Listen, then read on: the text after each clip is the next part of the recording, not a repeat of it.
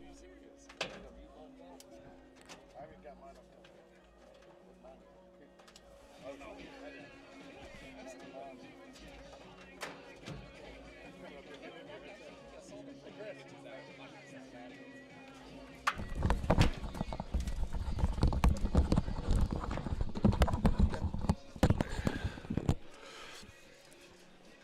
Hello. Hello. There you go.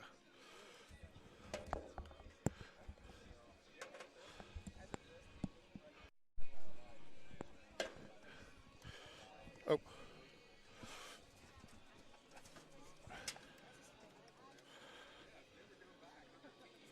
Can you hear me? Can you hear me? Gotcha. Okay.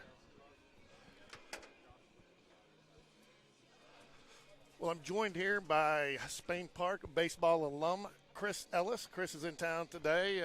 He's recognized for his contributions to Spain Park baseball. Chris, how you doing today? I'm good. Thanks for having me. It's been a great night for me, and hopefully the Jacks come out here and get a dub. So you obviously a pitcher for Spain Park many moons ago. You know, early kind of when Spain Park was still in its infancy, even as a high school. So, coming back like now, what's it look like? Has it changed a lot?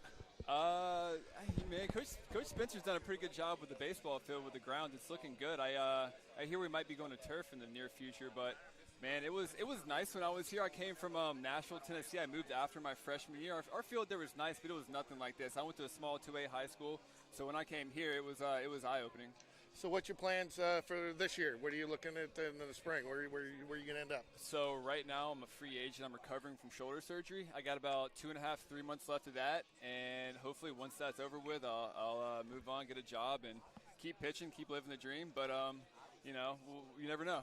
So a little bit of a loaded question here, but do you kind of keep up with Spain Park a little bit? I know it's tough with doing your own thing in the off season and maybe in the spring when you're playing. Do you talk to people back here? I do. I try to keep up with them as much as I can. I talk to Beverly. I talk to Smith every now and then.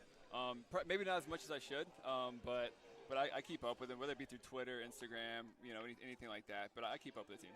So do you? And again, Spain Park was kind of still pretty young when you went here. You know, only I think 5, 6 years old. So you have a lot of friends that you keep in touch with here from Spain Park, and you, like I said, you moved down here late. So did you have an opportunity to kind of create some good friendships that have kind of still lasted? I did. Thankfully, I found some good friends here, man. I got a big group of them sitting right in front of me. I'm super blessed to have moved here, and especially you get kids that move into certain areas and people may not be as welcoming. But when I came in here, man, everyone's open arms. Came in the baseball program, everybody was great. We had a really good team, a lot of good guys to compete with, and thankfully I've made some lifelong friends when I was here. It's kind of funny you mention that because Jacob Tobias, who's pitching tonight, similar situation. I believe he moved in from Chattanooga, Tennessee as well 2 years ago. And the senior class is pretty large, and so it's pretty close knit. But they accepted him, and he slid right in there. He's been a great contributor to us, and just having that opportunity. So it's kind of the same now, similar situation. So. I don't know how much you heard about last night, but kind of the wheels came off. I got the rundown from Coach Smith when I got here. I heard the story. so as a professional pitcher, what do you tell a guy after something like that happens? Listen, man, that stuff happens in professional baseball all the time. I see it happen all the time, man. You get a starter that goes out there, has a good game. You bring in a reliever, and sometimes it clicks, sometimes it doesn't. Stuff happens, man. And it's just one of those things where it's unfortunate. But even in the big leagues, I've seen in big leagues, I've seen in the AAA. It happens. It's unfortunate, but it looks like they have a pretty good team, and stuff like that doesn't happen very often. I'm sure they'll bounce back tonight and be just fine.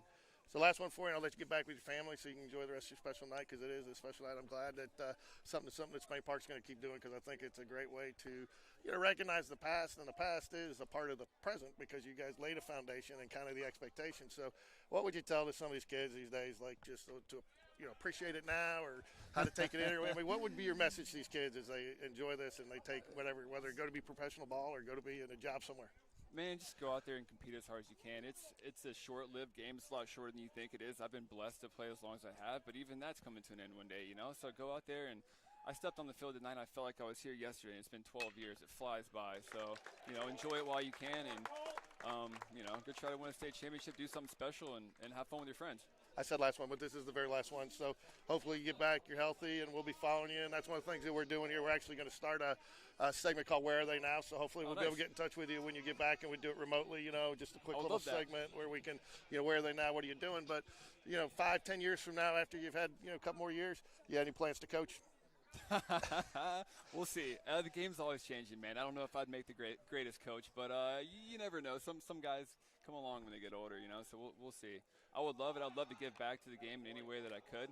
I don't know if I have the best advice to offer people, but I would do my best. Yeah, I would like to think I'd be a good coach. We'll see one day when I have kids. Well, coaches are rookies too. You know, they got to start and develop. You know, you always got. You know, nobody just jumps in as a great coach, right? So you got to start somewhere. I'll tell you what. I haven't had too many bad coaches, so you know, it can't be too difficult. Well, thank you for joining us tonight, ladies and gentlemen. Chris Ellis, we wish you the best in your recovery and landing with the team. We'll be following you, and definitely we'd like to reach out to you later this summer with our Where Are They Now segment and touch base, see how you're doing. Thank you very much. I would love that. Go Jags. Go Jags, baby. Thanks for having me. Thanks.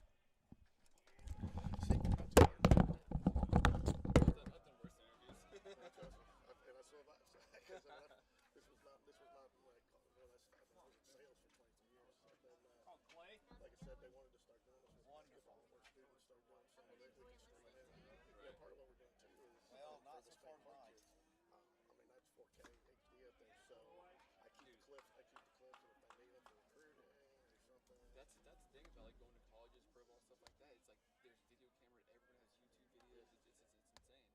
But it's cool that's around nowadays, you know. So I knew you were coming up. I didn't know how far along you were. So I'm getting there. I'm getting close. Thankfully, it's a lot longer than I thought it was gonna be. Honestly, it's been a process. what'd you have? So I had anterior capsule, which is like they wrapped like a metal wire around there, labrum and rotator cuff.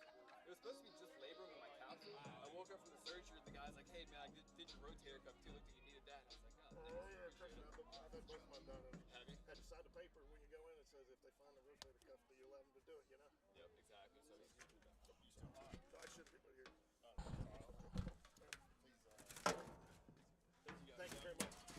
Congratulations. Thank you very much. All right, let me go.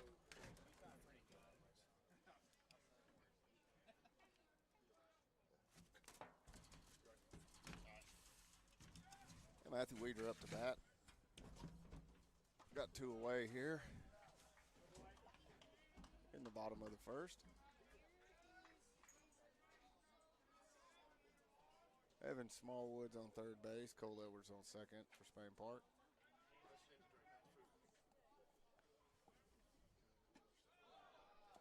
The ball in the dirt.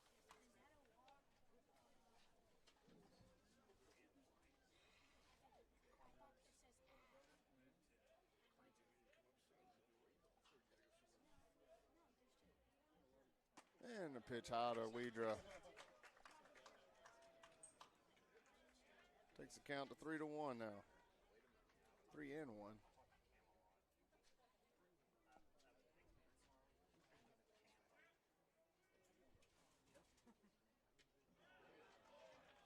There's a swing and a miss by Weedra. Makes the count now full.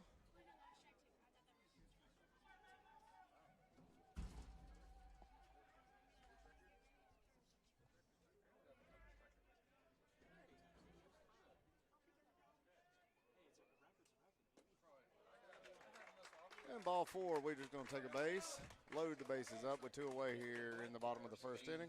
Jaguars number 10, Ryan Cole. Ryan Cole's up to bat for Spain Park.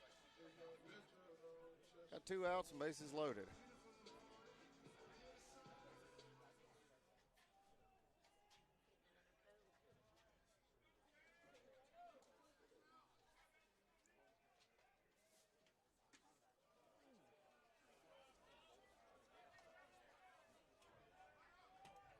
The ball in the dirt.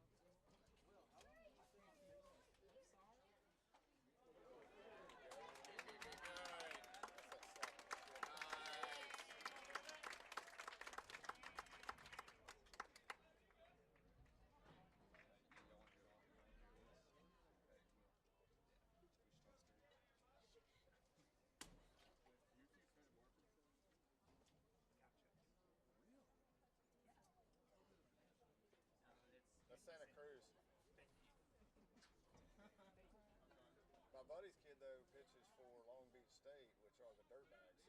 Dirt bags, yeah. I've been there.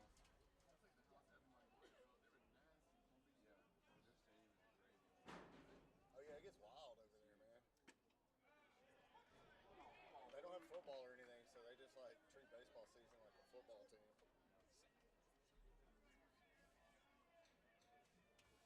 I saw something in Long Beach State. It's not the 49ers anymore. It's just called the Beach. The beach. There's my buddy from West State. His son signed with Tennessee and played a year there, and then transferred to Long Beach State this year. He's pitching for them, and I was like, "What? He ended up at Long Beach State." And he's like, played summer ball with some dudes from there, and he was like, "Man, I want to go play there."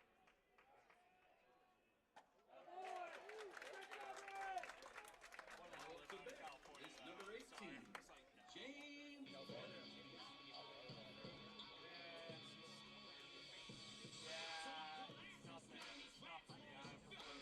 Southern culture. I got family here. I prefer the GOP culture, right? Especially in Alabama.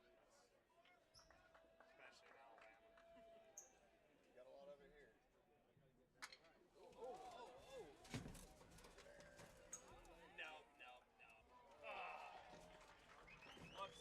Looks like impossible.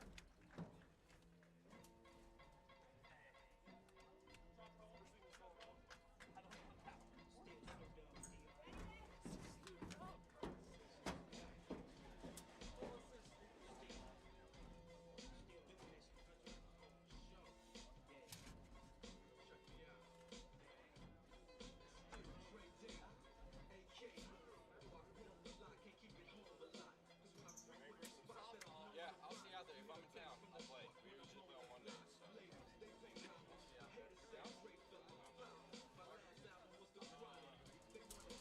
see you out there. Down?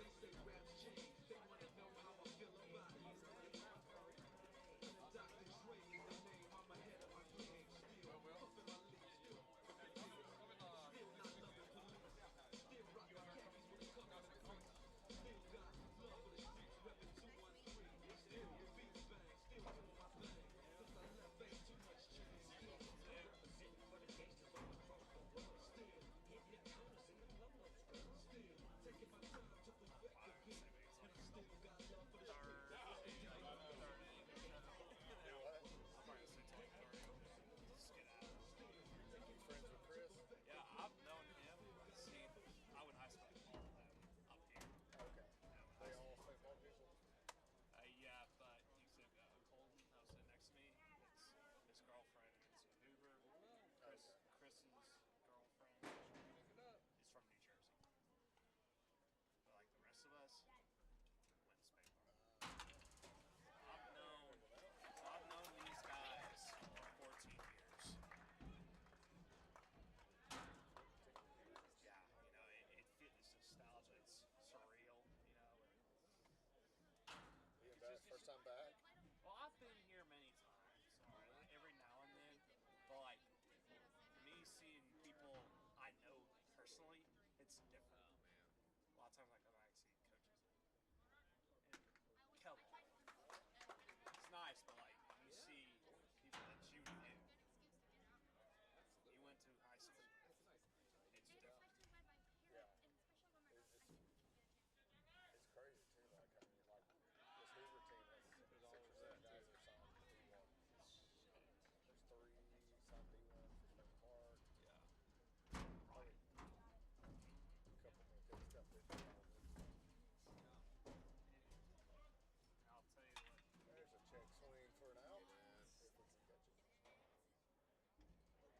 Thank you. Same one that dropped earlier. Finally, caught the ball. Yeah, it's the same thing I told Colton. Right here, nostalgia. Big time. Yeah, it's the same thing. I moved around a lot growing up. One of the places that gives me nostalgia all the time. Ooh, shoot! That's the second one. That's the second one that he airmailed. Trying to go hard. Not pressure. Blowing that. This is sloppiest hOOVER thing I've ever seen. No, you're fine.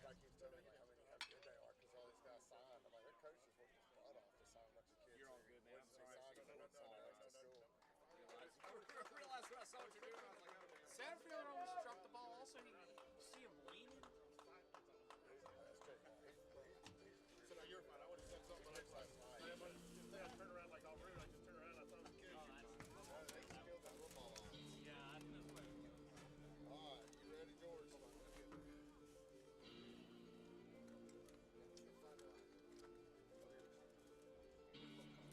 not feeling it tonight, so you don't have to get on here with me.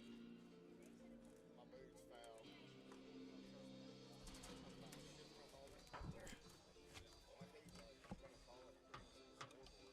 Yeah, that's the you have to like go like really high. Sit up down there. I'm gonna actually have to take that off or something down there. Man, I can't believe somebody called me back there.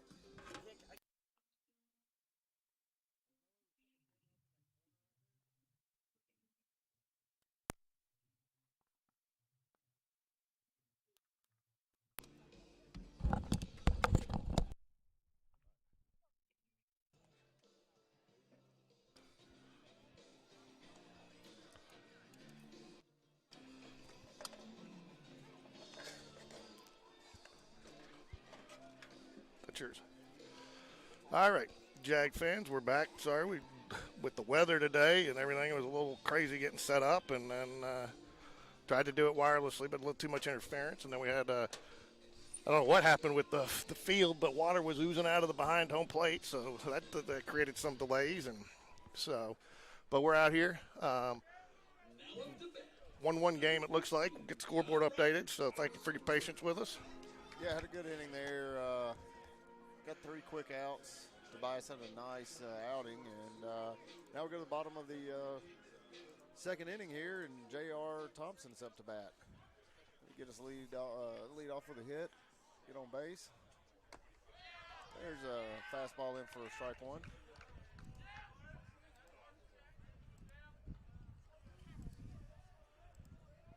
I'd like to see J.R. push a bunt down the first baseline. There's a ball low and outside, evens the count up at 1-1.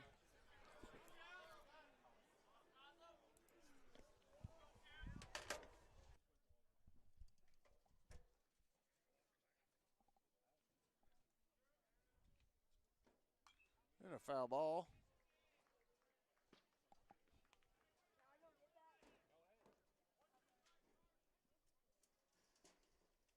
All right, JR steps back in the box. Got 1 ball, 2 strikes.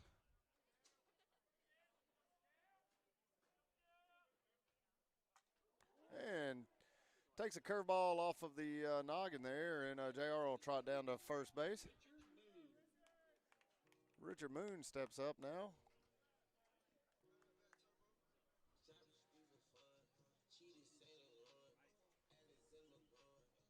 Imagine Moon's going to be looking to lay one down, move JR over to second base.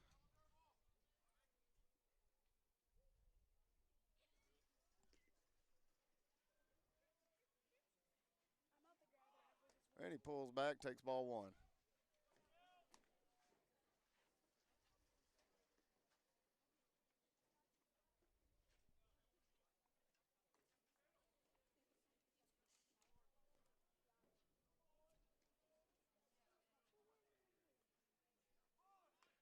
And he lays the bunt down. It's a good bunt. Going to move the runner over, and Moon is out by half a step. Did his job, got the runner down to second base. Gets J.R. Thompson now into scoring position as Evan Smallwood comes up to bat.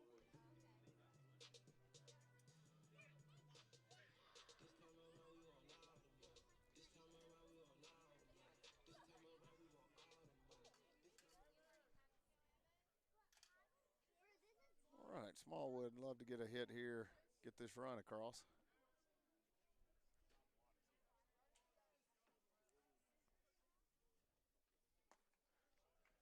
Ball 1, fastball misses high.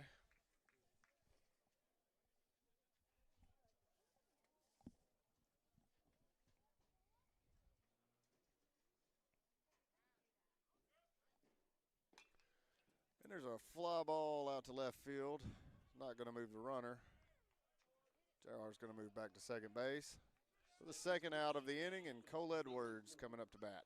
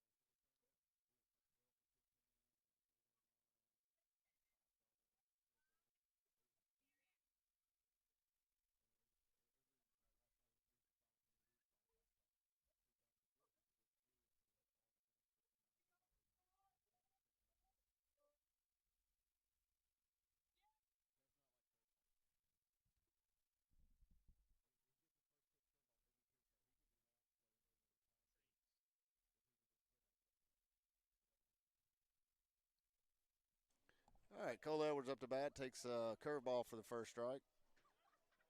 Still got J.R. Thompson on second base. 2 away here in the bottom of the second inning.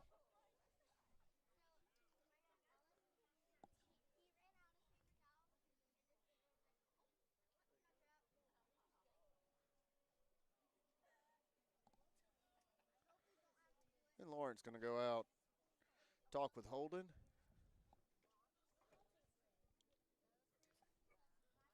Are you good? Yeah.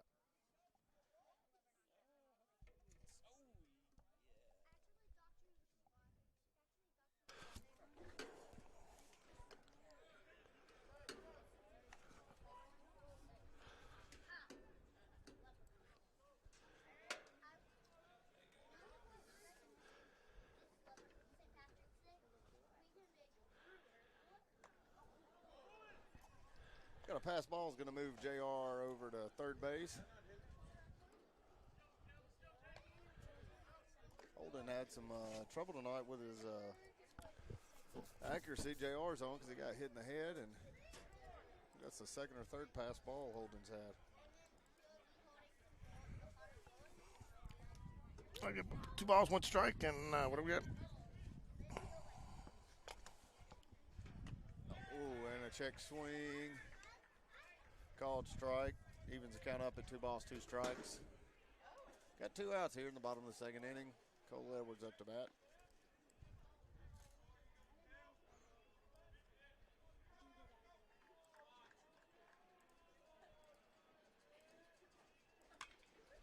And a nice foul ball on a fastball by Holden. Cole Edwards stays alive. Say what, George, here on the bottom of the second, got 2 away, and Holden's approaching 40 pitches. Don't imagine his accuracy's been off, and there's a curveball in the dirt. It's going to take the count full.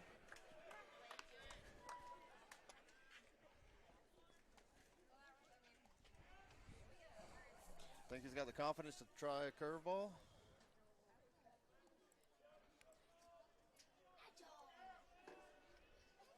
There it was, and he walked him. Up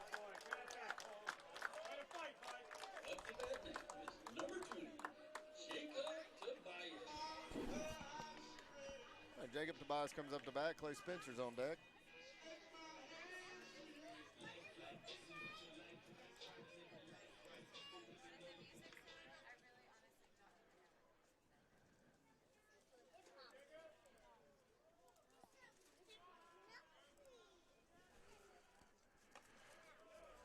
And the first pitch is misses high for ball 1.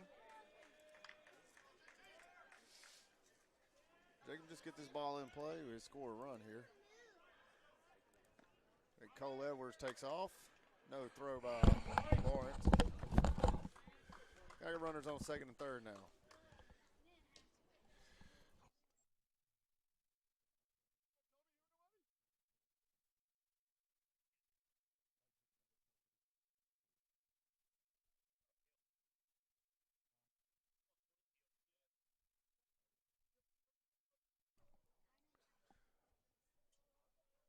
All right, there's a pitch from Holden. There's a fastball in for a strike.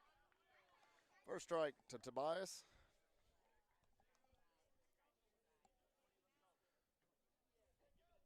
George trying to make some camera adjustments. Yeah, just a few. I got them linked backwards, but that's okay. I can make it work. And there's a high fly ball to left field. We're probably in the inning here. Didn't make it look easy out there. But that retires the inning. Spain Park strands runners on second and third. As we go to the top of the third inning, no damage done. Scores 1-1. Spain Park and the Hoover Bucks.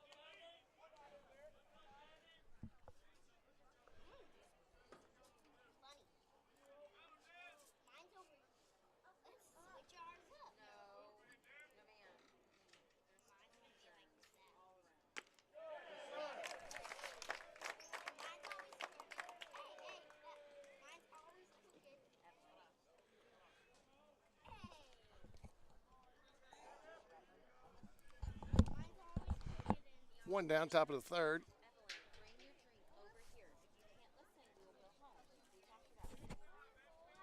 Cameron Teague up for the Bucks. Jacob Tobias. So ball's going to get down. He tries for it, and poor decision there on part of the Bucks, but the Jags were heads up. Not sure what he was thinking there, other than maybe he thought he saw somebody sleeping, but Jags are on top of it. Get the out, 2 down, nobody on. Jacob Tobias so far, 2 innings, 1 run, 0 earned, 2 strikeouts, no walks. So again, hopefully the Jags, with a little bit of a shaky start, have settled in and will no damage done with a 1-1 game. Pitch just a little high.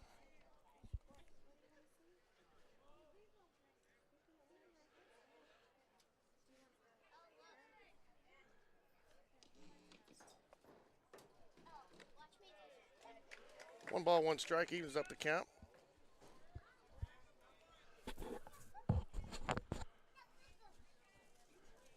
So it's been an interesting evening so far. With delayed getting set up because of the rain. Then we had water squirting out of the back of the mound through the valve back there. We got a fly ball tail. It looks like it's going to stay just on the line, but caught by the left fielder. And that'll do it. 3 up, 3 down. Jags come back to the plate.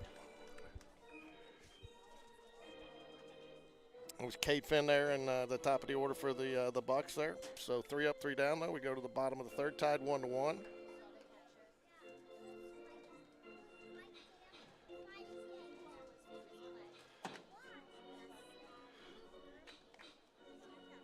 Due up for the Jags, we got Clay Spencer, Matthew Weeder, and Ryan Cole. Ryan Cole, a pretty solid outing last night, 2 for 3 at the plate. But even more important, he made some key defensive stops in the outfield. One in particular, saving a run with the throw home to Clay Spencer, who made a fantastic catch and tag. But the throw was right out of the money, and it really was critical at that time. So a great game last night by Ryan Cole. Congratulations, and see if he can't get something going at the plate here this next at bat. He's 0 for 0 today with one walk.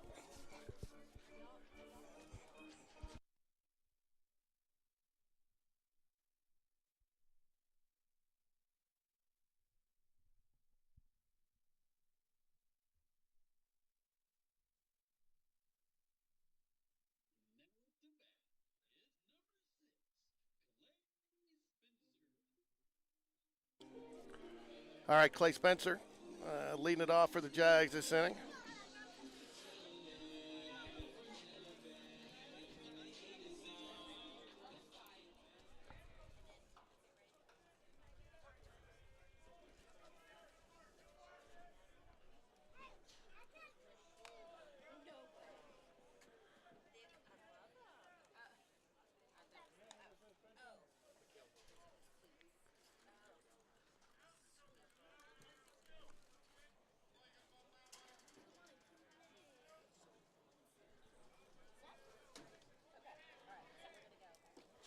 Holden still on the mound for the Bucks.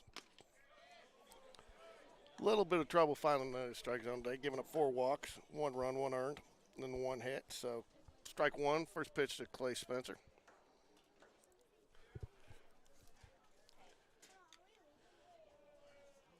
Ball outside, goes all the way back to the backstop. No damage done, nobody on base. So 1 ball, 1 strike.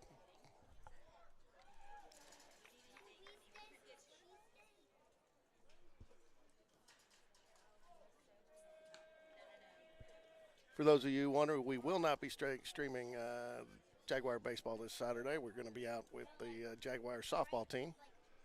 They host their Jaguar Classic this weekend, so we're going to go out and support that. Over 40 teams. Nice, line drive. It was up the middle. Looks like it caught the base. Base hit nonetheless, but would have been out in center field. That changes nothing to the outcome of the play, but it took a weird hop there. So Clay Spencer on first. We're going to see a courtesy runner for him, which I believe is going to be Jack Kendrick. Jack Kendrick in to run for Clay Spencer. So nobody down, man on first, top of the third, or bottom of the third, sorry. Matthew Weeder steps to the plate.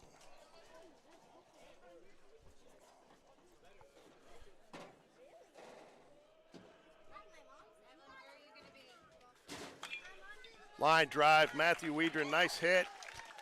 Just outside the reach of the second baseman up to the center fielder, but Matthew Weedron wastes no time getting on base.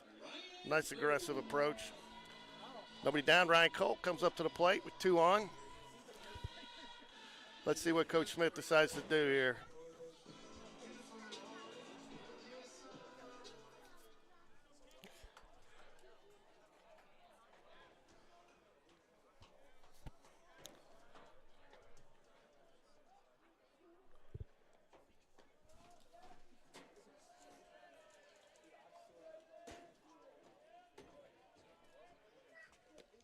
Ball one. Coach Smith's going to let him swing away, which I like at this point in the game. A little early to be.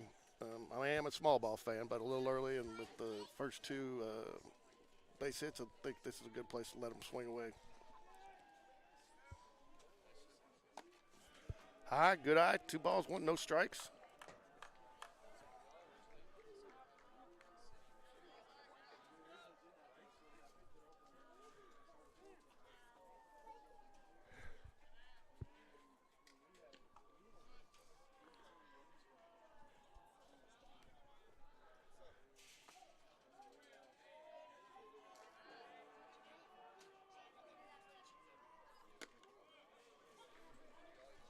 Strike 1, caught the outside corner there. Not a bad pitch, 2-0. Not one I'd expect, though. The hitter would be taking a cut at there, though. Not his pitch.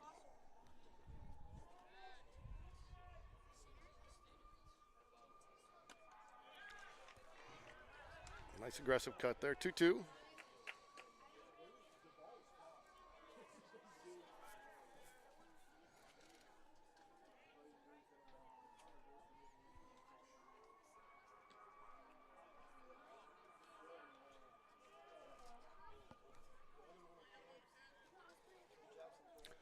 Cole steps back into the box. Good, way to hold off. Nice discipline there.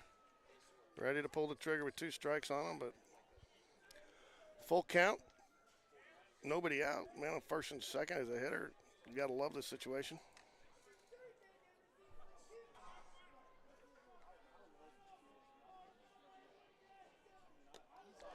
Great at bat by Ryan Cole. Very disciplined. Didn't have a lot to work with there, but got the walk nonetheless. We got bases loaded now for James Batterby coming up to the plate.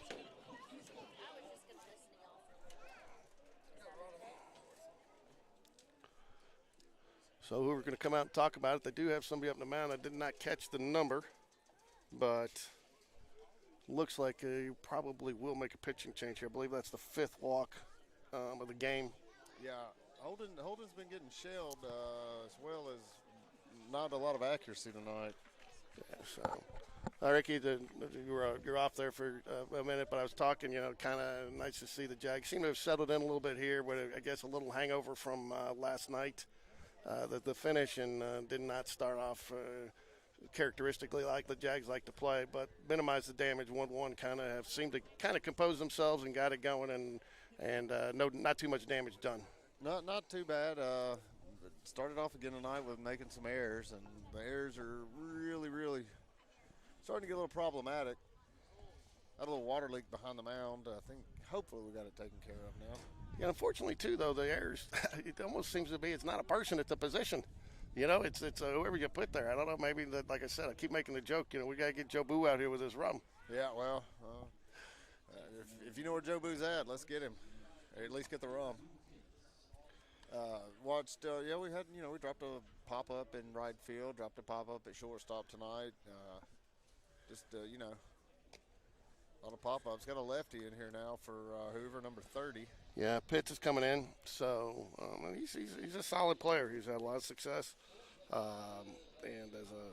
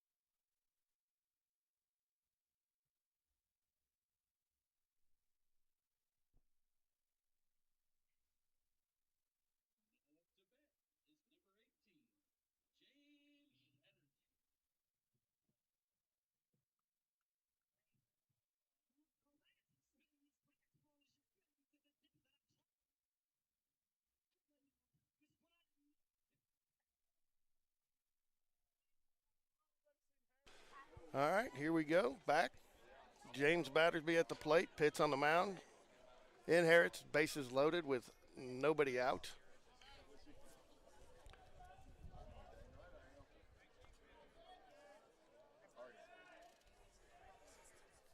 We got Battersby, J.R. Thompson on deck, and Richard Moon in the hole.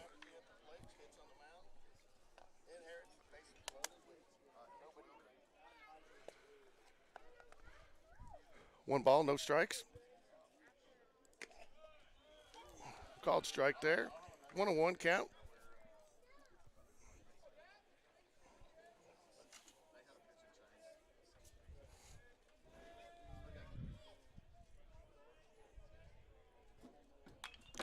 Fouled out of play. 1 ball, 2 strikes.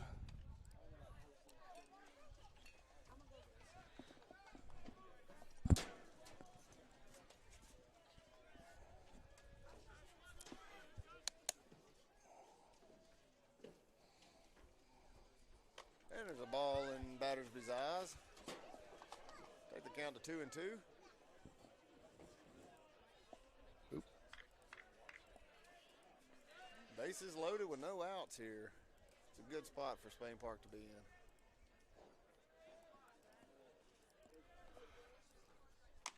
Swing and a miss. And a ball in his eyes. 1 down. You got to give John Robert Thompson some credit from last night there. He probably not his best stuff to start, but got stronger throughout the game and kind of seemed to find it and gave his team a chance, obviously, and kept us in it and really battled and, gutsy performance. Again, I think he'd probably tell you not his best stuff early, but seemed to kind of, adjust and really, really, really gutty pitching performance. Yeah, I thought he pitched really well for the most part. Like I said, he started off a little bit slow, but didn't have shouldn't have lost that game. I'll say that. He left with a 5-run lead. Should have got the win. I know he was pretty frustrated about that. I don't think you find anybody that should, other than maybe somebody on the Hoover side, that thinks we should have lost that game. But again, those things happen. And talking to Chris Ellis, in the middle of the first inning there after, he says, but you see that happens all the way up to the major league level. It's going to happen. You play enough baseball. But I guess today is what you really look for to see how they bounce back from it. Yeah.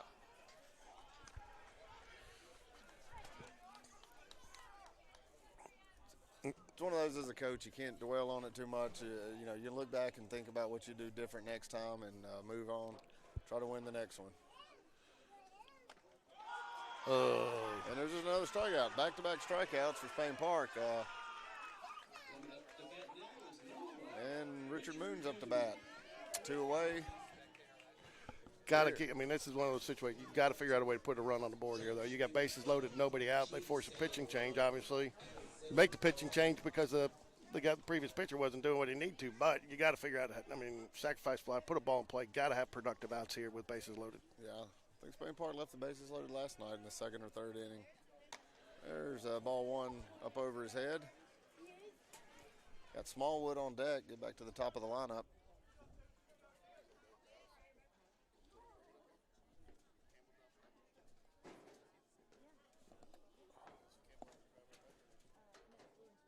There's a swing and a miss by Moon. Evens the count up at 1 ball and a strike.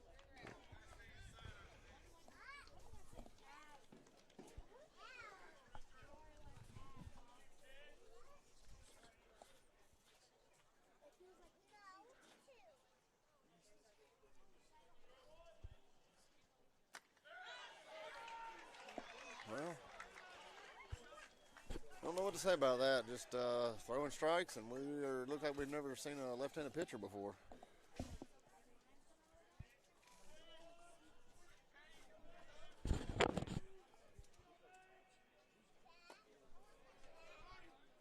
And there's a ball, leaving the count up 2 balls, 2 strikes. 2 away here in the bottom of the 3rd inning for Spain Park.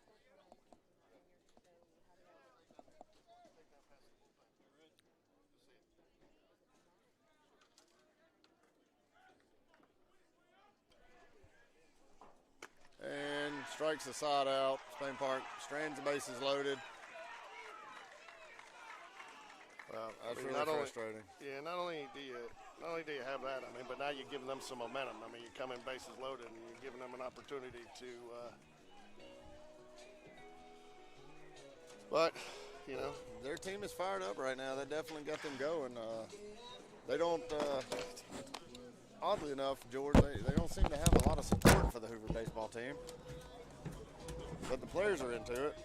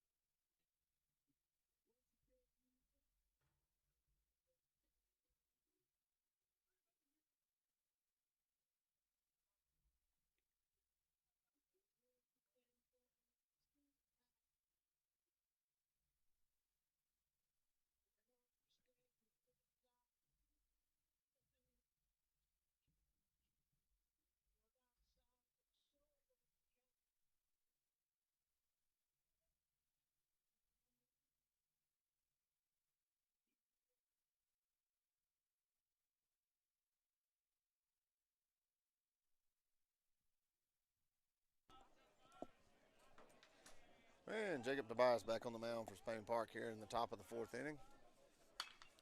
And there's a base hit for Hoover to lead off the fourth.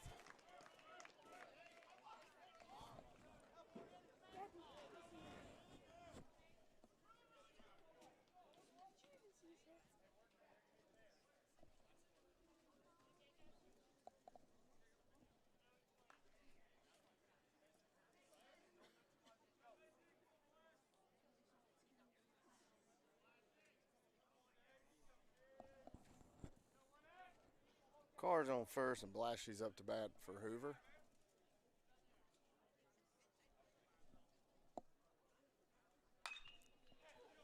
There's a long fly ball down the right field, and that's going to be a home run for Blashy. That'll make the score 3-1 Hoover.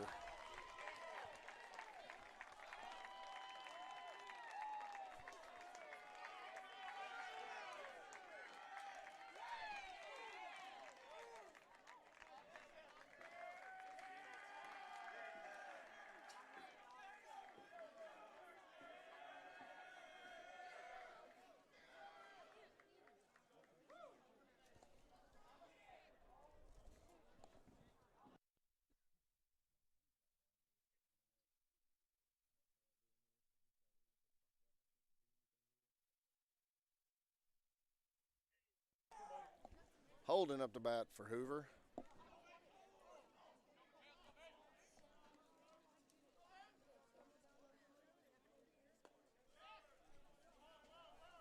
Ball in the dirt, 2-0.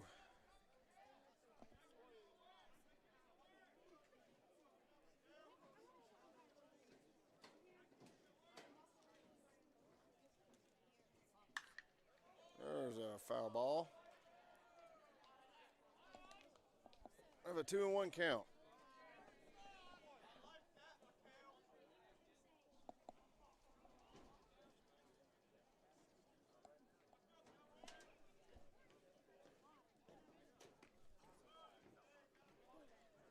Ball low. 3 balls, 1 strike to Holden.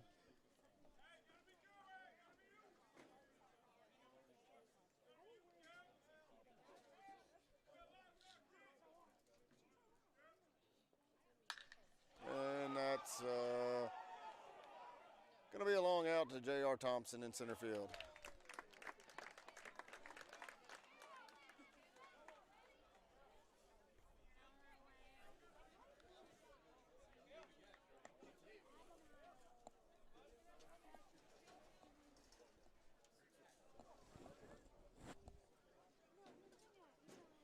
hey, how are you?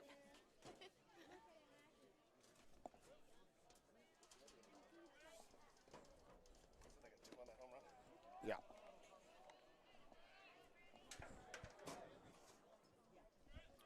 catcher, Lawrence, is up to bat now for Hoover.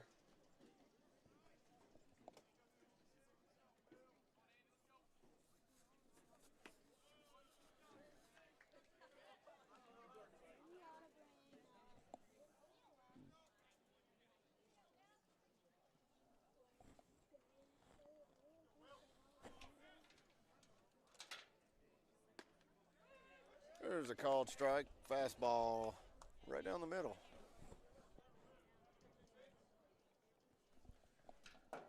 It's a 1-2 count now to Lawrence.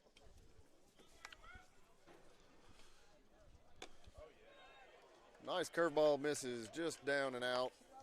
Evens the count up at 2 balls, 2 strikes.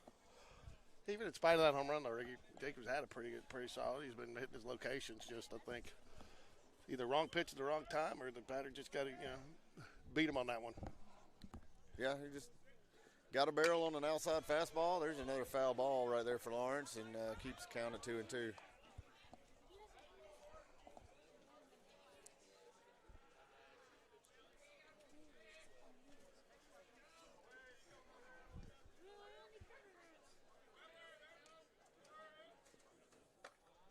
And that curveball gets out of his hand a little bit, misses high.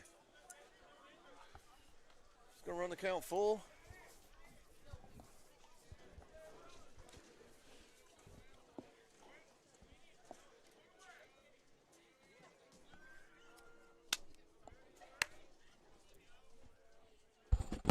Logan. Strike 3, swing and miss on the curveball. There it was right there, George. I tell you all the time.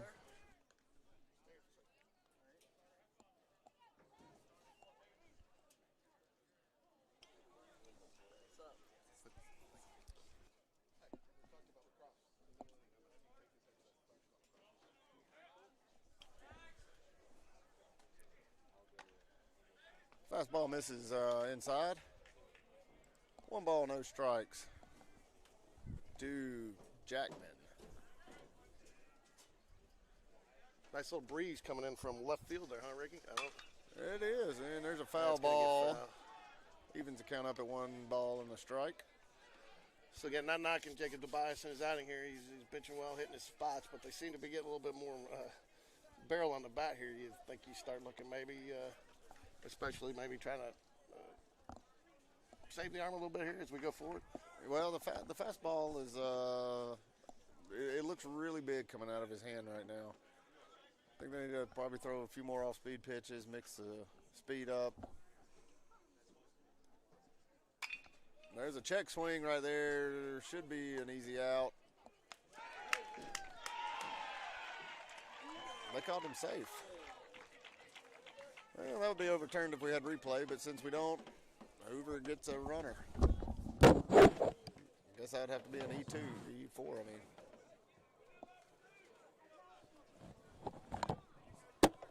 Any one of these?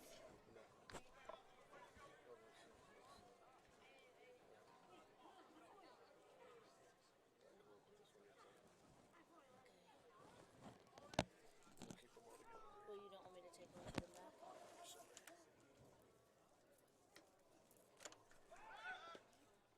Thank you for getting Curveball in the dirt. Spencer throws behind the runner at first base. I'm there. So, I'm much better. I was really sick for a long time, and it was so bad. It does good to feel good.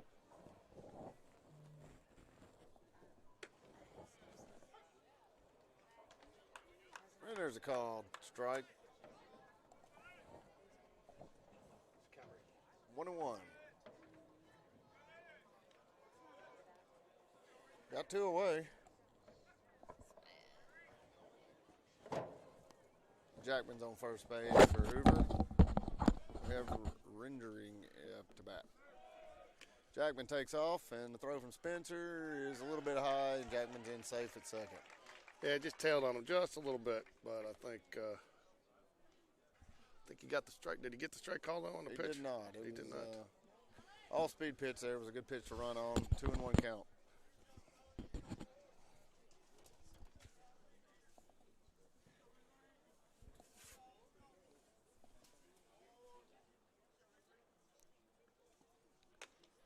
There we go. Like that pitch right there. Like that location, like the way you attacked it there. I think that's a great pitch right there in that circumstance.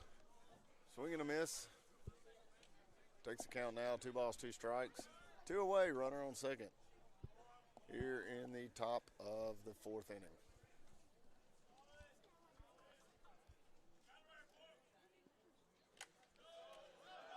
Couldn't find it. 58-foot curveball. Took a hard bounce off that turf. That turf's hard to block on. Get one of those short curveballs that has that top spin on it, it'll shoot straight up. Caught him in the mask. It is, and he got his glove on. I mean, he got on it. He just, I think it caught his shin guard too, and just didn't see where it went. No damage done though. If we can get the out, though, 3-2 count.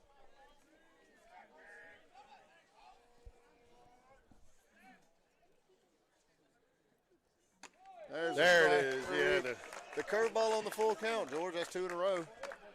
there you go. All right.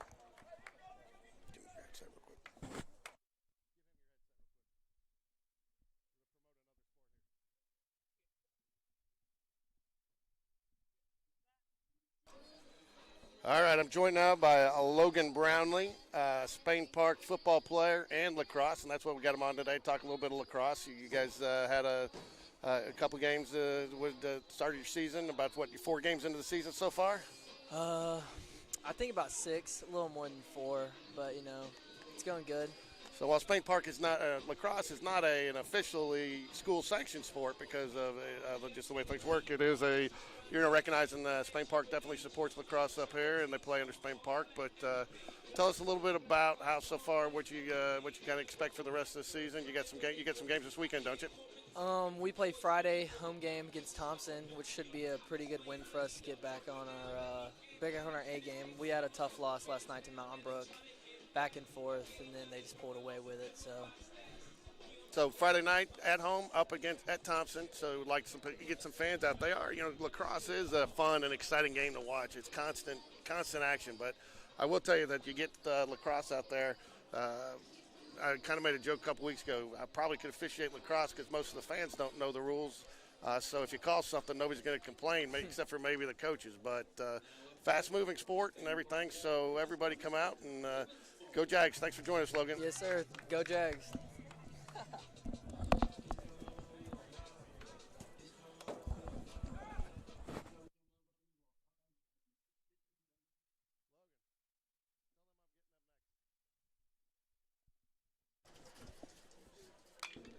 And there's a pop-up down the right field line. It's going to be out of play, I think, in the Spain Park bullpen for Smallwood. That'll be strike 1.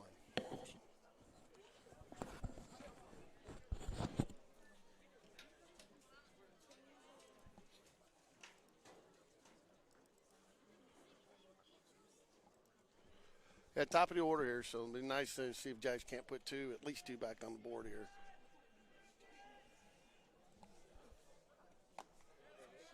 Curveball misses just off the plate. Smallwood 0 for 1 on the day, 1 walk, so 1-1 count here. Ricky, does it feel a little flat out here to you? Very flat. Definitely does. Fans aren't really into it on either side for the most part. Still a little surprised that Hoover doesn't have a lot of turnout for their games. Even their home game didn't have that. There's a ground ball to shortstop and makes a play, 1 away.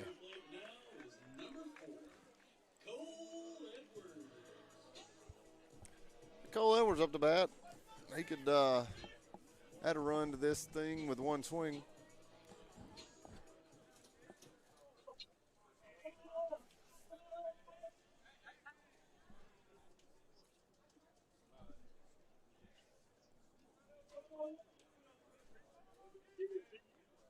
Cole's been swinging the bat well lately.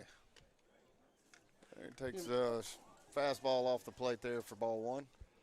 Even last night though, he's been doing great putting it in play and making things happen. I think you look at what he did last night, not only the hits, but I think he got on base every time. There's one that's hit deep. The right fielder's back at the warning track and makes the catch against the wall. Heck of a play by the right fielder there. 2 away now here in the bottom of the 4th inning. Yeah, last night he was 3 for 5 and reached all 5 times. Had 2 errors. that he reached on. Yeah, but 1,000 on base percentage, which is great.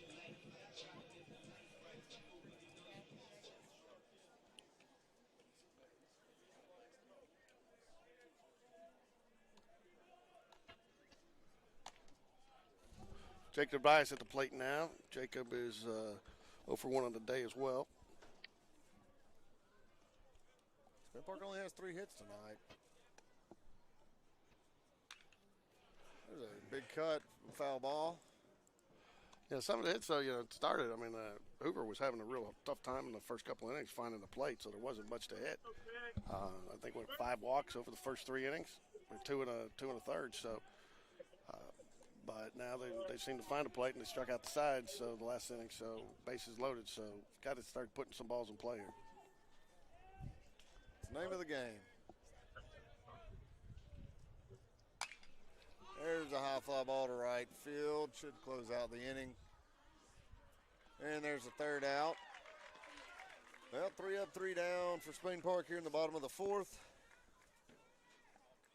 Nothing going as we go to the 5th inning now.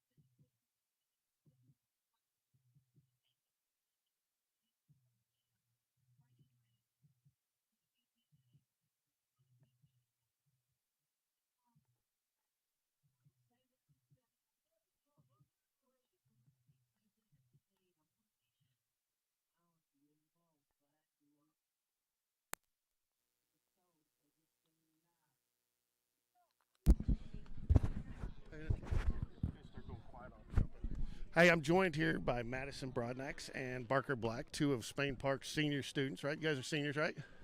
Both seniors? Juniors. Hey, there you go. I'm trying to graduate you guys already. Even better. But one of the things we want to have them on is that, we see them at a lot of games. They're best. Some of 2 are probably Spain Park's all-time, not all-time, but favorite supporters. They come out. So why do you guys come out so much? And it's important to live while you're in high school and you get to cheer them on, and it really helps the players feel better about playing, and they get to have people to cheer them on.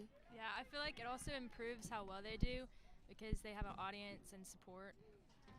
So, one thing that we've seen it kind of over the last year, the senior class, Clay Spencer, JT Brownlee, a lot of those guys have been instrumental in trying to drum up fan support. But, we saw it really grow through basketball this year, getting from a couple hundred students all the way to 600 for the championship game. Do you think the students are starting to kind of pick up on it's fun and they want to come out in more and more games? And you think we'll continue to see? What do we got to do to continue to get people to come out to games from a student's perspective is my question.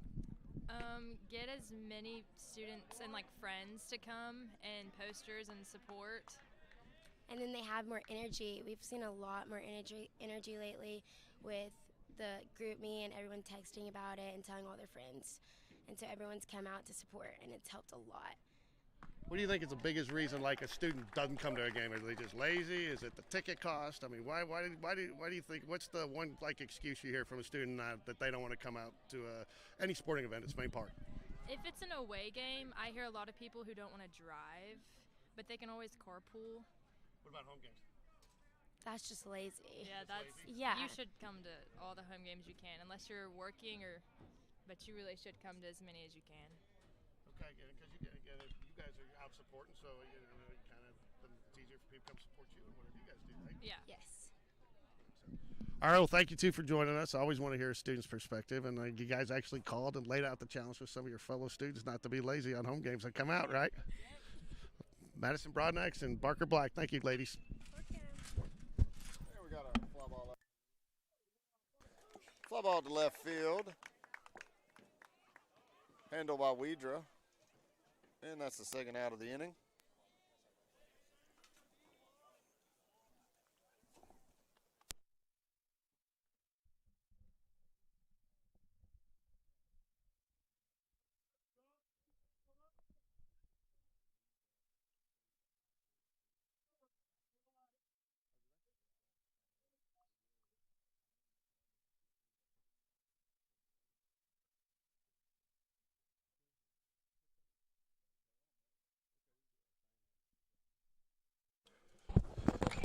And there's a fly ball to center field. Should be the third out of the top of the fifth inning.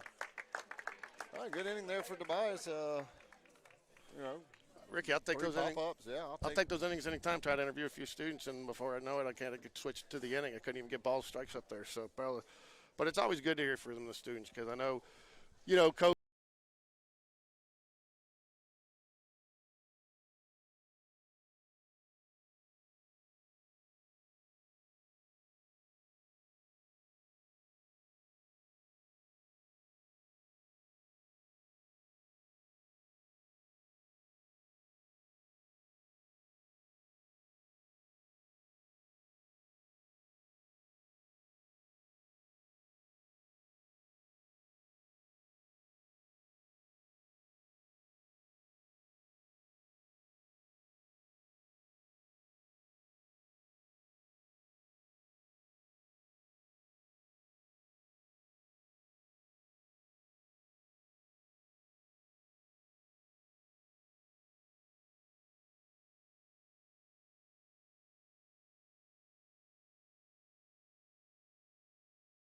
More support staff.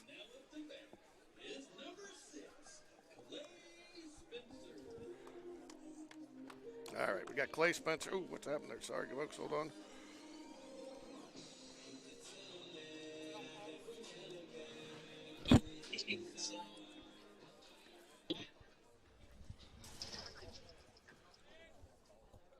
Bottom of the fifth here, we got Clay Spencer at the plate. Still down by 2 runs.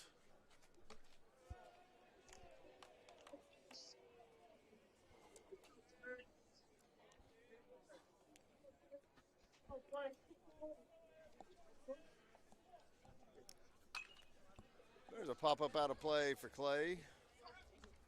Evens the count up 1 ball, 1 strike.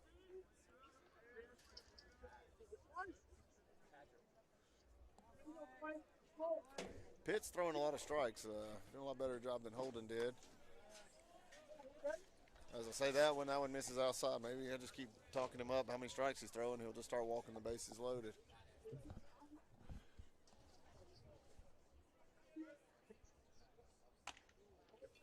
And we got 3 balls and a strike now. Pitt struggling to find the plate. Give a little shout out to our press box crew tonight, who has done a good job keeping it. Because sometimes we rely on them for the count when we're a lot of buttons pushed sometimes out here and things to do. So it's always nice when you have an accurate scoreboard out there to rely on. So doing a pretty good job up there tonight. They do all right. Just all right. So. Got a full count now to Clay Spencer.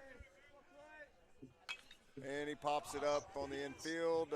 First baseman is going to call this one. And he misses it. And foul ball. And the comedy of errors continues here between Clay. I think Clay did a good job down there because he ran down. He does have rights to a certain area of that field, and he kept on, he ran it, and I think he just maybe, just hurt him and coming, maybe just distracted him just enough. Right, the first baseman there he just has to know that he has the right to catch that ball. And he kept looking down at Clay. Clay wasn't in his way. He was worried down. And there you go. Clay gets a base hit out in the left center gap. Gonna have a single. That's a gift right there. Yeah, no outs and leadoff runners on first base as Matthew Weidra comes up to bat. So as we talked about last night, interesting little fun fact for you that that would probably have been scored as a foul ball plus an error. Clay Spencer would still get the credit for the hit on that at bat, but it does not impact the pitcher as much when that happens. But just a little fun fact for you on how to score that. You just brought that up last night, and there it happened. Yeah, what happened last night too. So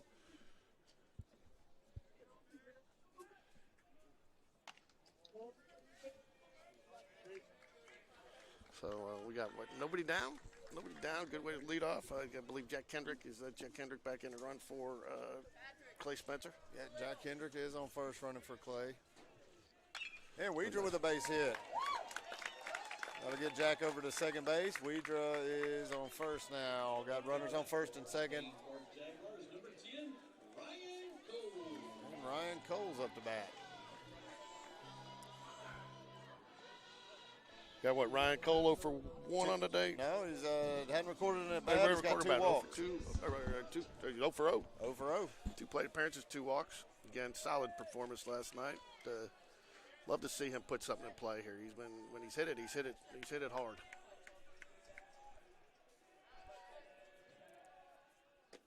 There's a swing and a miss on the first pitch. Strike 1.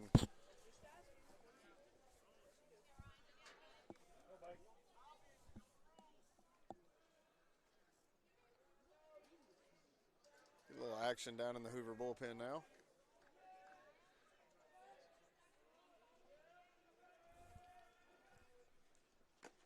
There's a curveball, drops in there. Called a ball, so we got a 1-1 count.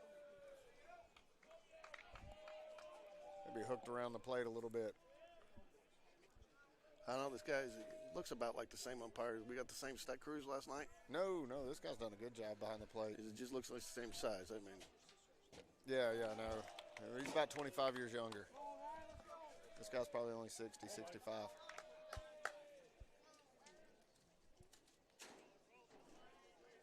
Now, so far tonight, the officials done a good job.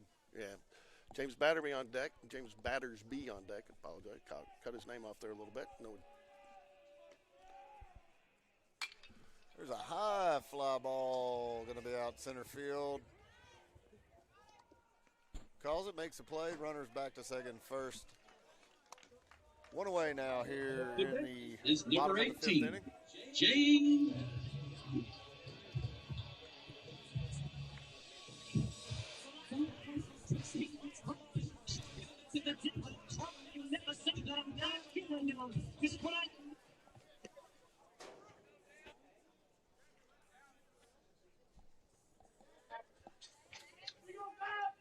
Base hit here would really do wonders for James.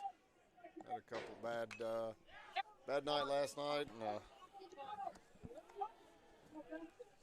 Not going great so far tonight. He's due to turn it around. For 2, 1 strikeout today.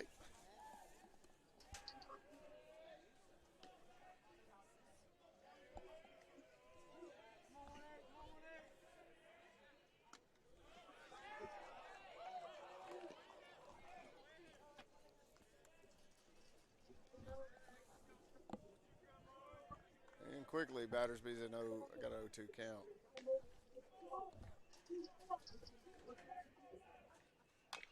And James with a hit back to the pitcher is going to move the runners over to second and third. 2 outs now for Spain Park here in the bottom of the 5th. And J.R. Thompson up to bat. Number 14, John Robert Thompson. The value there is you now put 2 runners in scoring position, and even with 2 outs, 1 base hits, all you need here to get this thing tied back up. So, productive out there.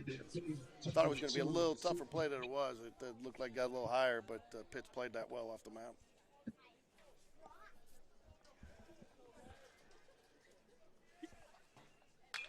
There's a fly ball. That's going to drop. That's going to score 2. Now he's going to hold the runner. Scored 1. Moves the runners now. John Robert Thompson is on first base, and Weidra moves over to third. Yeah, I think that's the right move to hold him there. A lot of baseball still to play. A little shallow there. Not the best throw coming in, though. I think probably Smith had seen that throw in advance. He might have sent him, but boy, how much different this game would be if you could do everything. Exactly. From seeing the future. Oh no, I meant to send him. Do you know how good I'd be at the stock market, George? Yeah. Well, I meant to buy that stock 2 days ago. I would not be sitting here with you right now. So you got Coleman Gray is going to step in and bat for Richard Moon. Late substitution here, but Coleman Gray has been hitting it strong when he's had the opportunities. He's got a solid bat. So looking to see if with 2 outs here can't get that second run in and maybe add a few more.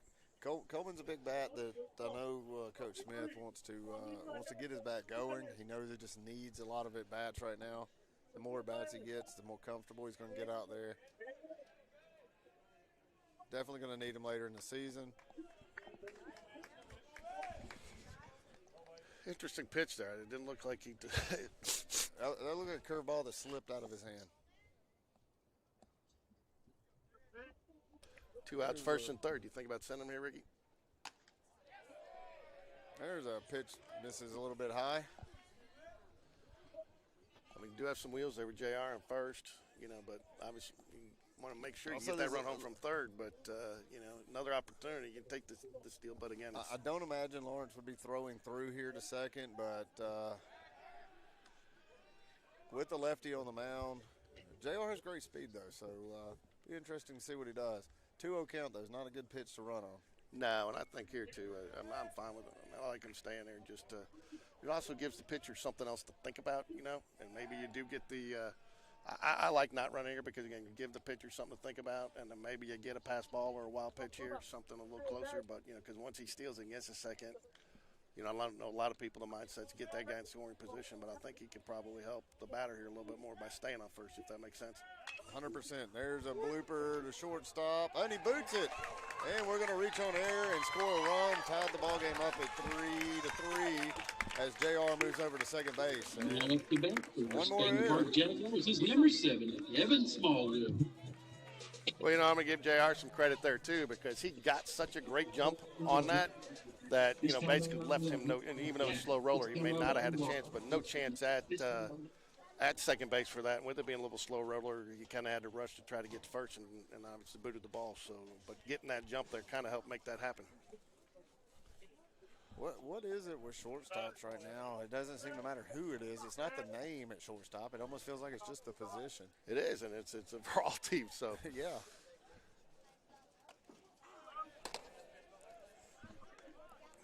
We sure Mrs. O'Leary was not the no, she was the one that had the cow that knocked over the lamp that burned Chicago. Who's the one that buried the goat on in Wrigley Field? That we sure we don't have some situation like that out there. Somebody put something at shortstop. There might be. It could be Jimmy Hoffa's buried under shortstop. I'm thinking deep today. Mrs. O'Leary, the cow that kicked over the lantern that caused the great that burned down all of Chicago. But I'm trying to remember who the lady who was supposedly buried the goat behind home plate that caused the Cubs all those years of agony. I wish I could help you out, but that was before my time, George. And we quickly got a 3-0 count. Hoover's going to try to work that bullpen a little quicker down there. Got 2 away, got runners on first and second. And ball low. Bases are loaded with 2 away here as Cole Edwards comes up. Stepping to the plate now is number 4, Cole Edwards. Cole pulled one to the wall his last at bat. I'm not sure many opposing pitchers like Cole Edwards come into the plate with bases loaded. Especially when they're struggling. That's probably the only thing he's got going for him. He's struggling to throw strikes right now, and walking a run in would probably be his best option. That's the Madden philosophy there, the Joe Madden. How many times did he walk guys in with bases loaded? Sometimes it worked for him, sometimes it didn't. But there was a called strike. Cole kind of wanted that one and then decided that was not the pitch he was looking for. Take strike 1.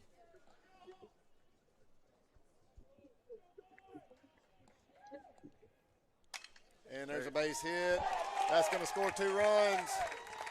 Right fielder picks it up. He's going to throw in. Pitcher cuts it off. Runners on first and third now as Spain Park takes the lead 5-3. Up to bat is number 20, Jacob Tobias. So going back to that, George, if he would have walked Cole right there, it's only 4-3. You're right, and I think, I'll be honest with you, I think as an opposing pitcher right there, though, that's the best the best you could hope for was the walk and the one run. The second best was that, just getting 2 runs there, but you just felt like Cole was going to make something happen there. And there's a called strike to Jacob Tobias. This is one of those rare opportunities where a pitcher has a chance to help himself. All right, Hoover's going to throw pitch 246. See what that is. There's a curveball, and it got roped foul down the right field line. All right, Coach, wipe 246 off your play card.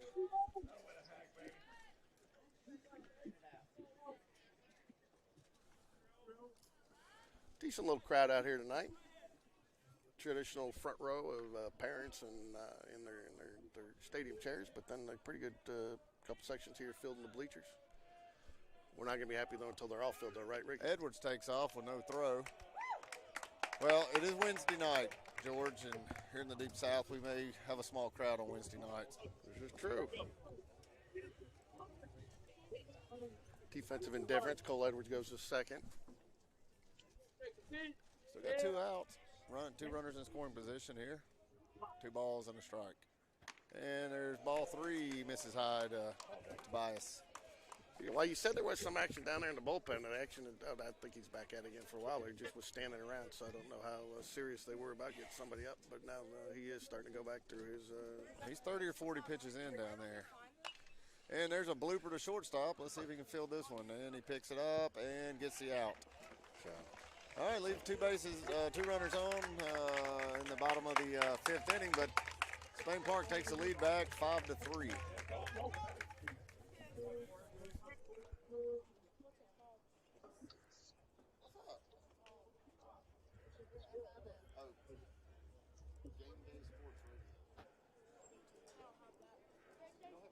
Here you go, hold on.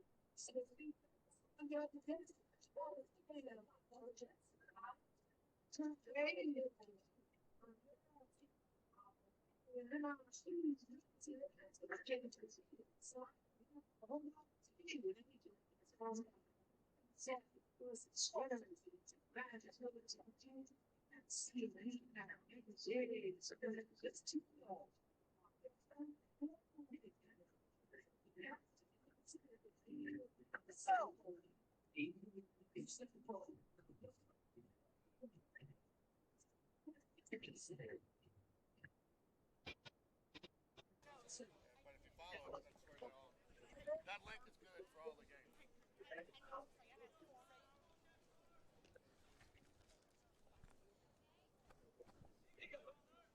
And Jacob Tobias back on the mound here to start the 6th inning off for Spain Park. Spain Park has the lead now 5-3. Up to bat.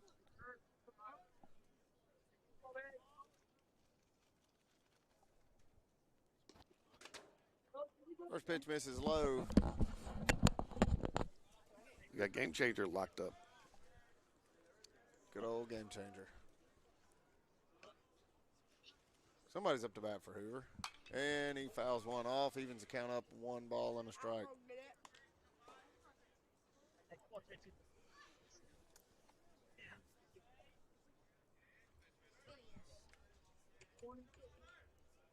Where'd your full moon go, George?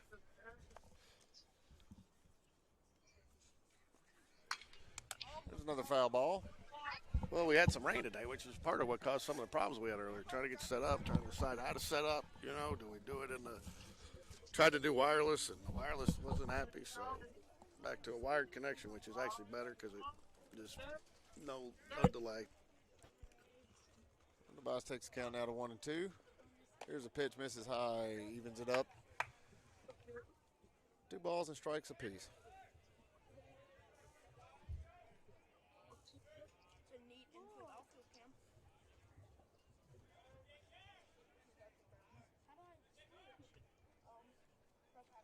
The 2-2 pitch is curveball, drops in there for miss just a little bit inside. 2-2 count. Full count now. No, full count. Those guys up in the press box. Well, I gotta give them credit though.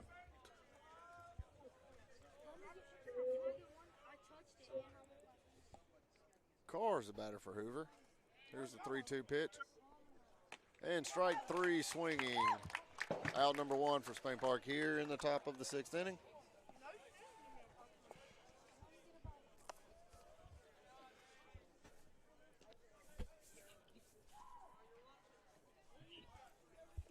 Blashy is up to bat now for Hoover. Hit a 2-run home run earlier in the game.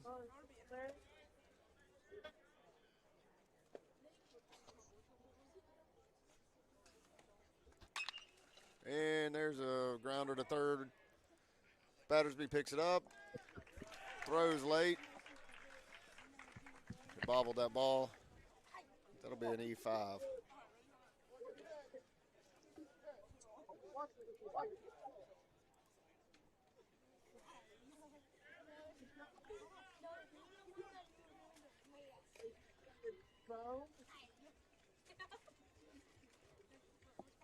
One away here in the top of the 6th inning. Blashy on first base for Hoover. Holden's up to bat.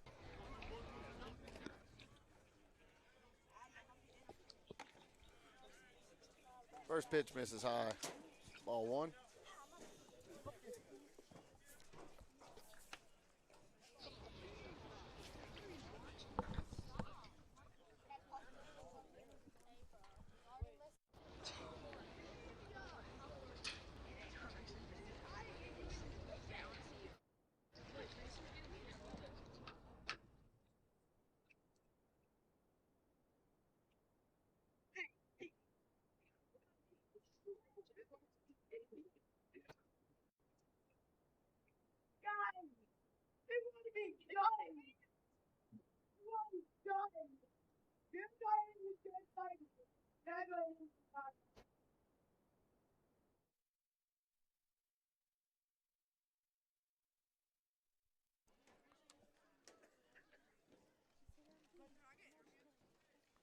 All right, Coach. Taking some time to let somebody warm up. Can't see the bullpen from here, so we got to get our bullpen drone going too, Ricky.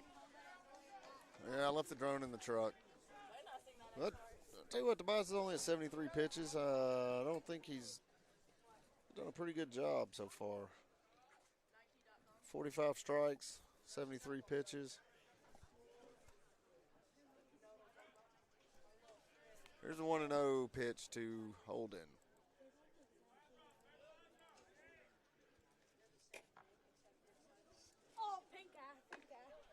And there's a called strike. Evens the count up 1-1.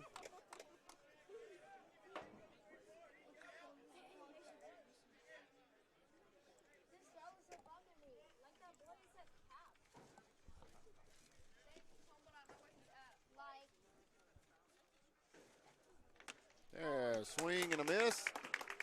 I told you, man, every time Dunn goes out there, whatever he talks to him about, for some reason they seem to get it together because they at least get a strike. I don't know. It's almost like he's batting 1,000 every time he goes to the mound.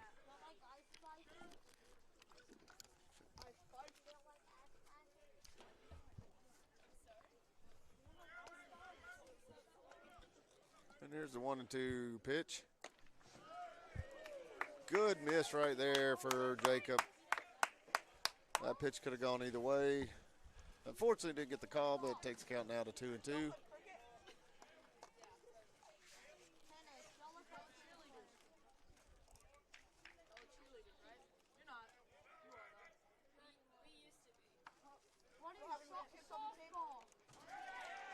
And there's a hit by pitch.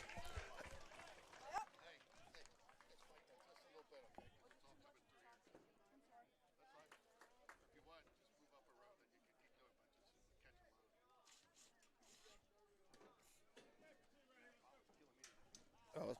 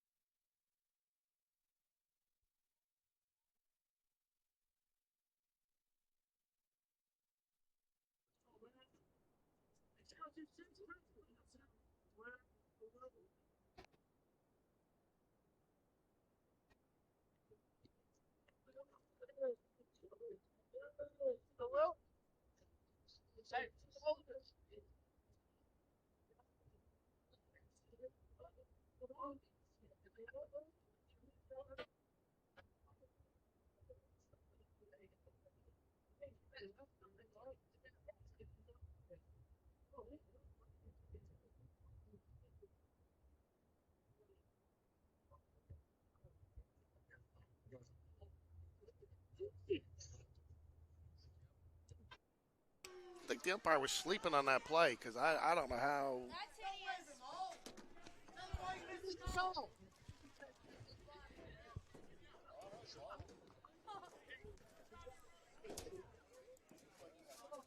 Great heads-up play by Clay Spencer there, and I don't know how you don't get the call there.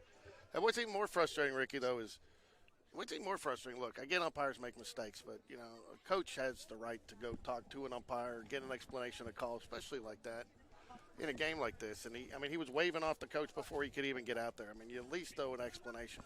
well, he knew he blew the call, so he didn't want to have to discuss it with him. He didn't want to get chewed out for being terrible at his job. Yeah, His one job there is just to watch the guy get tagged out by a full step, and he missed it. I mean, coaching youth football, we had a situation, tight game, fumble.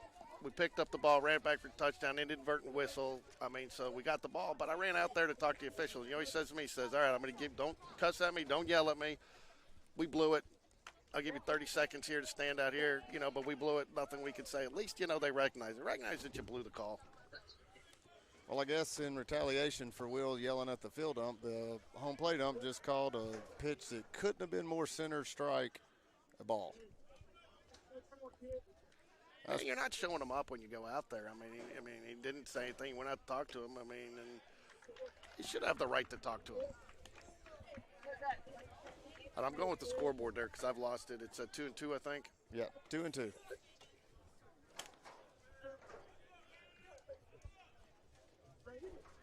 Five-3 game still. You know, really, I think this is a critical pitch here.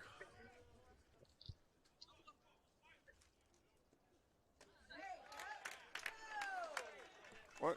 I don't know what's going on here. I think it's exactly what you said. I think you find yourself in a situation where you question them, and now somehow I guess they're above the above the law out here. Oh.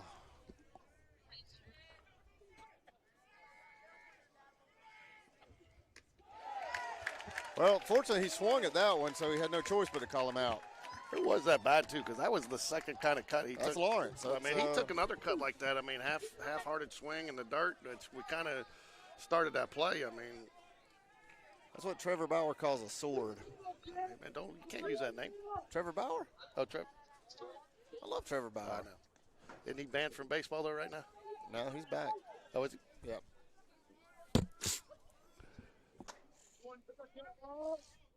He has served his suspension.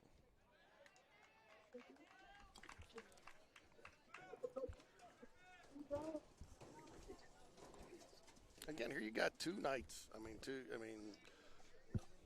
Hoover definitely formidable opponent. Two nights though that we've definitely played better for at least 6 innings. 5, I'd say this one because the first one. And there's a base hit, going to score 2 runs and even the score back up. Unfortunate there. Should have been out of the inning. In this, as bad as that ump was behind the plate last night, it's hard to say he changed the outcome of the game because, he was bad for both sides. But this right here just changed the outcome of the game possibly. One ump doing a terrible job. The other ump deciding to get retaliation for Coach Smith going out to talk to him. Well, I think that's almost got to be what it is. I mean, very unprofessional, but it's what I've come to expect these days out of these guys.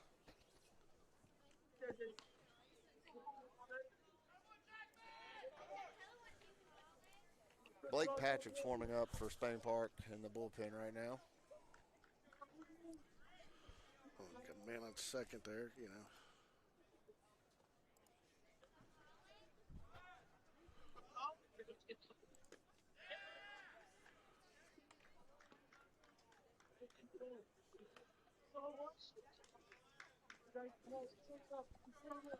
We got 1 ball, 2 balls. 1 ball, no strikes. 2 away. Score evened up at 5 apiece.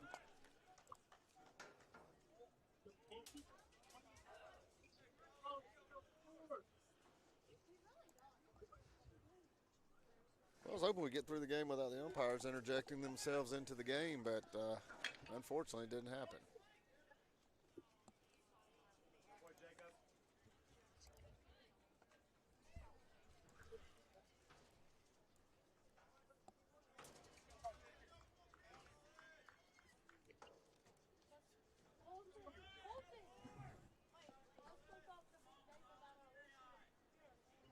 Here's a 1-1 pitch by Tobias. Nice pitch for a called strike. All right, we're back to calling strikes now. I think there would have been a lot of people running the field if they hadn't called that one a strike. He kind of delayed that one, slow rolled that one, but he called 2 that good balls in the last of that, so maybe he's over it. 1-2 count here to Ringering.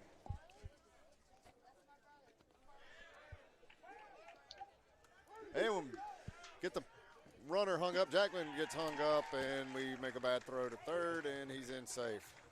Good play there by Clay Spencer to throw behind the runner at second. Got Jackman hung up.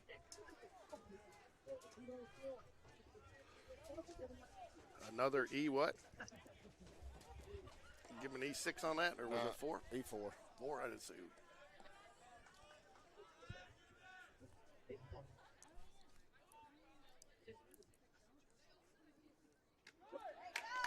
And strike 3 going to end the inning. But the damage was done, and Hoover ties the score up at 5-5 as we go to the bottom of the 6th inning. Fans, you can use the QR code, save it, look at it. We've got it set up to where pretty much the same link and QR code will bring you to all the games that we live stream this week or this year for Spain Park baseball. So we just changed what it affiliates with. So if for some reason, if we're not streaming a game, we'll go to the previous game that was recorded for you to be able to catch that action. And then if we have any delays or rain delays or cancellations, we'll make sure to put a graphic up there for you. But hold on to this QR code, save it, save the link associated with it, and it will take you to all the action for Spain Park baseball this season.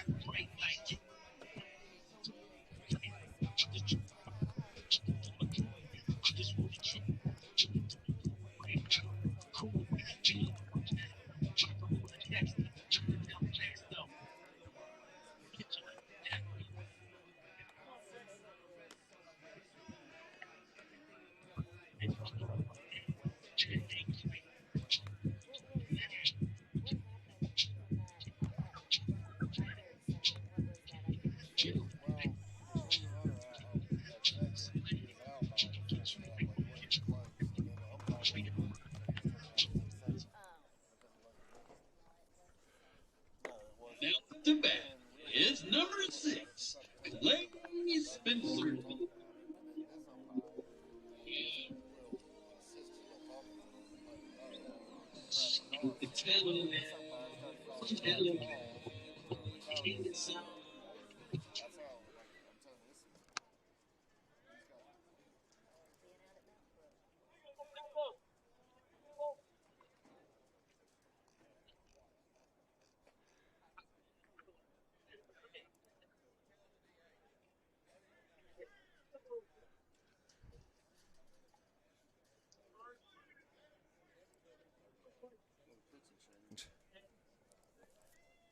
I think they're killing the DH as well. Yeah, Holden was DHing for himself to start the game, but now Hoover's going to enter someone in Holden's spot, kill the DH.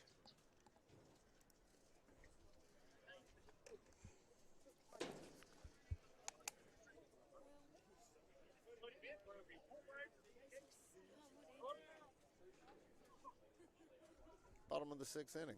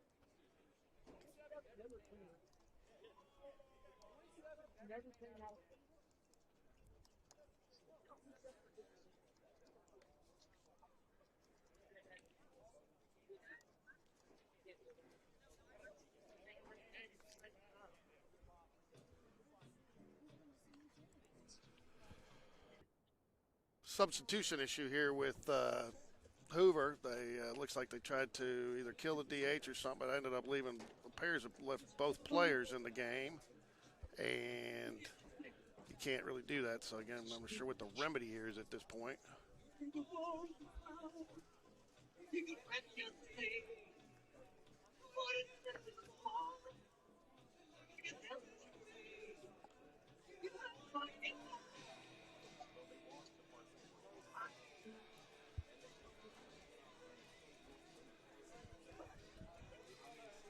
While they sort this out, our next baseball live games that we live stream will be Tuesday, March 14th at Vestavia. JV and varsity. JV plays at 4 and varsity at 6:30.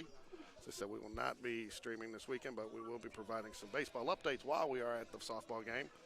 But we will be doing softball Friday and Saturday out at the Hoover Met. So if you can't join us for softball this weekend, please do join us out here or at Vestavia Tuesday night, March 14th. And if you can't make it to the game, then please join us on Game Day Sports Radio for all the live action.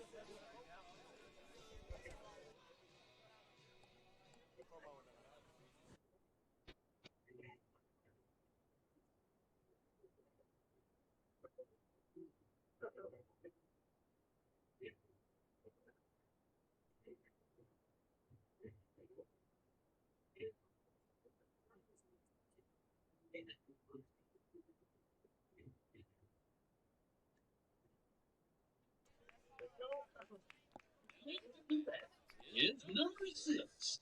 Collect Spencer. Not sure what the remedy was there. Are you there, Ricky? I have no earthly idea what just happened, but apparently they got it all worked out.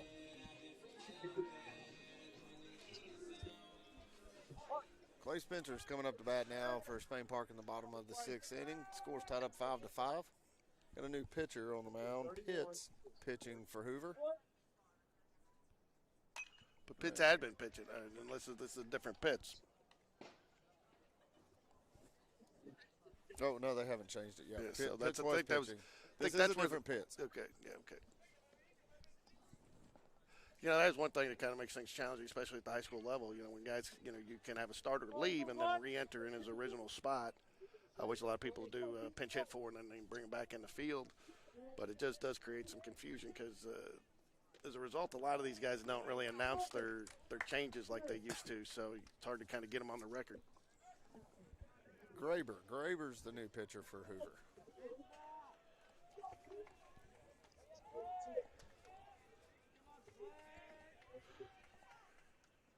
There's a hard hit ball, going to be down for a base hit for Clay Spencer. That's going to get through. He's going to go for 2, and they're going to be in with a double standing up.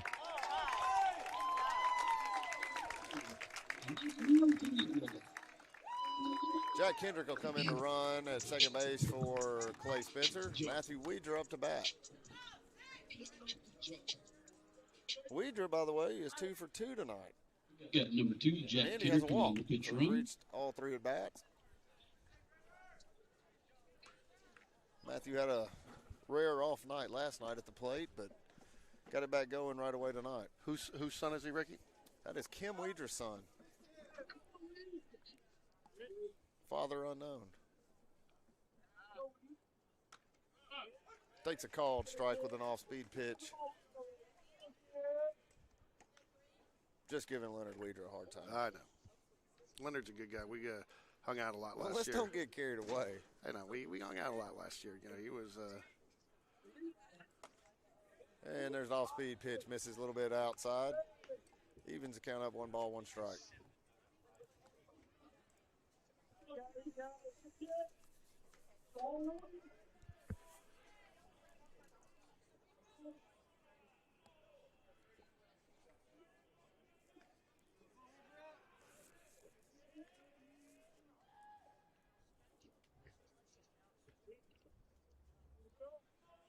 And Weidra calls timeout.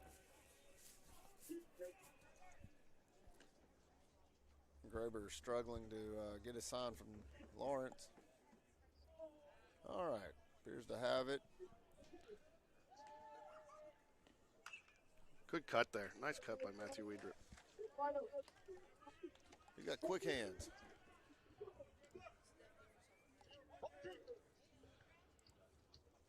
Got a ball and 2 strikes to Matthew.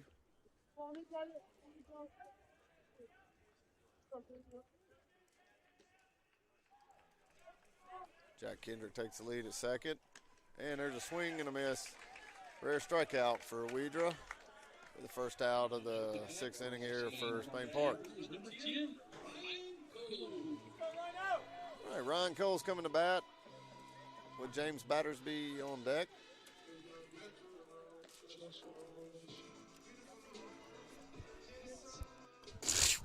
Yeah. Pollen's killing me tonight. Just climbing all over that dugout at the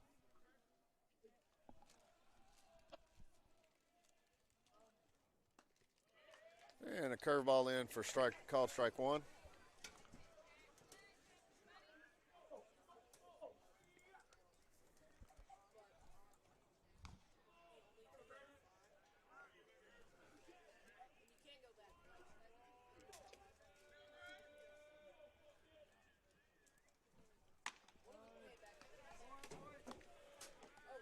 The ball misses high for Ryan Cole there. Takes the count to 1-1.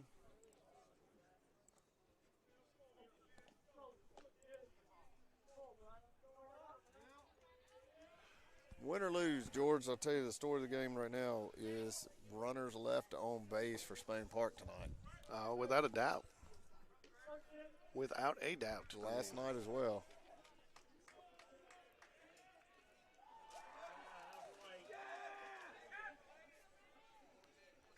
Graber looks really uncomfortable out there. He stepped off the rubber numerous times now.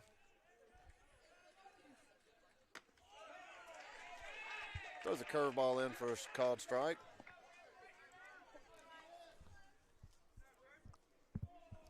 It's almost his uncomfort level out there is, and the pace that he's putting is kind of impacting the batter a little bit. Good eye right there. That's easy one to chase with 2 strikes on you.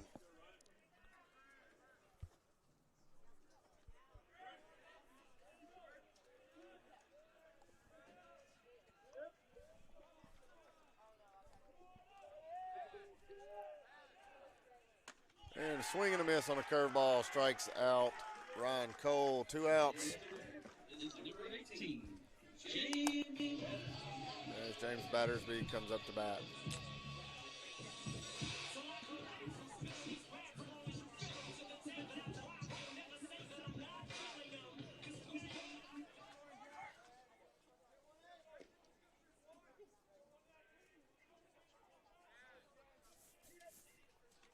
Oh, that ball gets away, and that's going to move Jack Kendrick over to third base.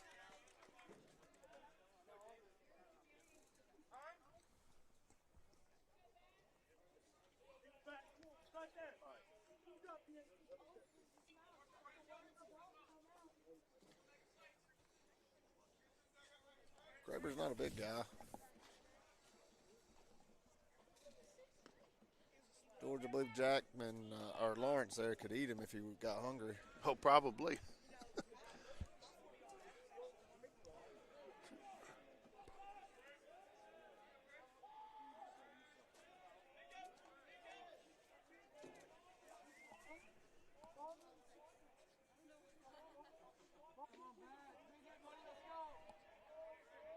All right, Batterby has a 1-0 count.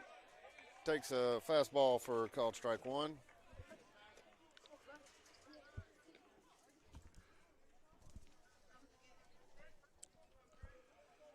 Need something to happen there. Pass ball, wild pitch, put it in play. Just get this run in. Close it out in the 7th, and hopefully we can get out of here. There's a base Great. hit right there. Going to score a run. Spain Park get the lead back.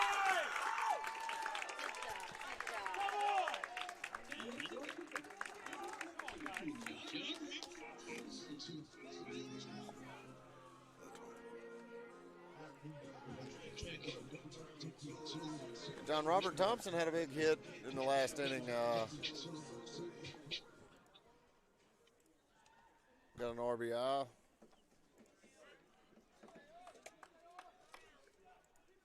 Battersby on first now.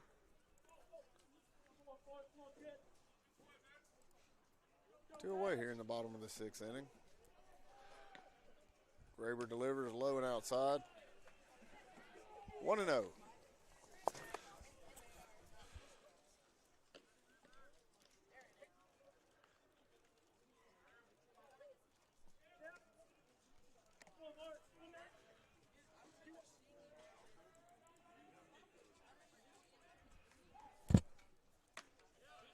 Curveball for a called strike. Evens count up 1 ball and a strike.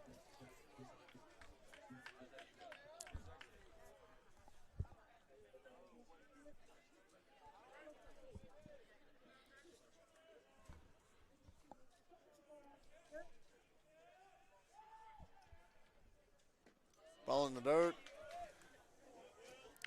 Nice to see Battersby get a run in there and get an RBI, get kind of back on track there at the plate.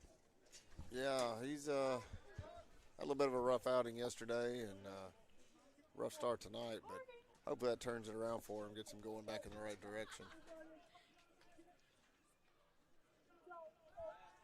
Throw over to first, gets away. Battersby's going to head down to second base. All right, now Spain Park has another runner in scoring position. Tell you what, that's the Hoover pitcher there. I don't know if he's calling that throw over to first, but Battersby had a very short lead the whole time.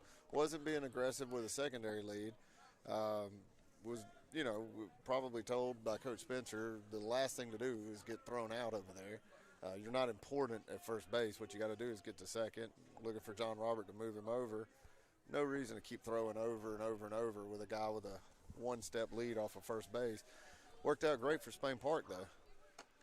Yeah, Ricky, we talked about that a little bit last night, and the risk-reward argument. And, I mean, and he hasn't seen this pitcher for Hoover, has not seemed comfortable out there at all tonight. So, oddly enough, though, he's managed to get his curveball in for a lot of strikes. He has, and maybe that's just – there it is again. And maybe that's just his normal pace and just us not used to seeing. I mean, just, it's been real deliberate, taking some time, stepping off, and just. Well, he's having trouble getting on the same page with Lawrence behind the plate. Got a full count. Oh, excuse me, got a full count now.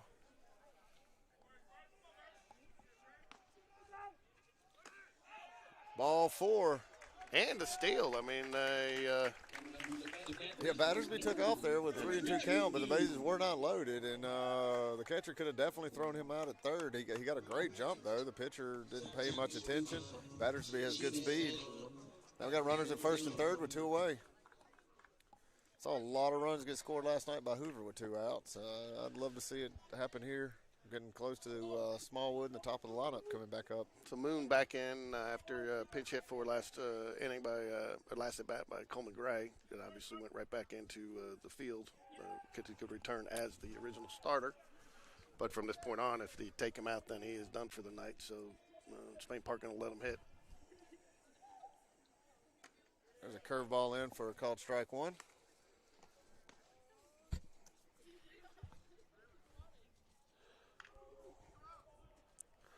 Moon 0 for 1 on the night with a strikeout, and I believe no, that's it. Moon 0 for 1.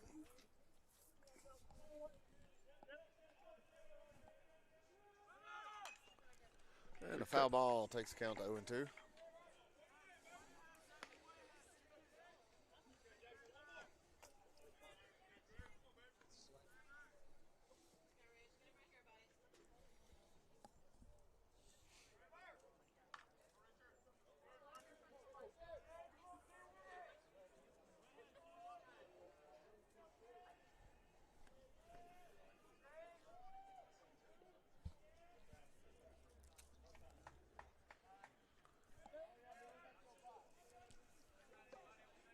Was that Smallwood there kind of helping Coach Richard there a little bit from the on-deck circle? I like that.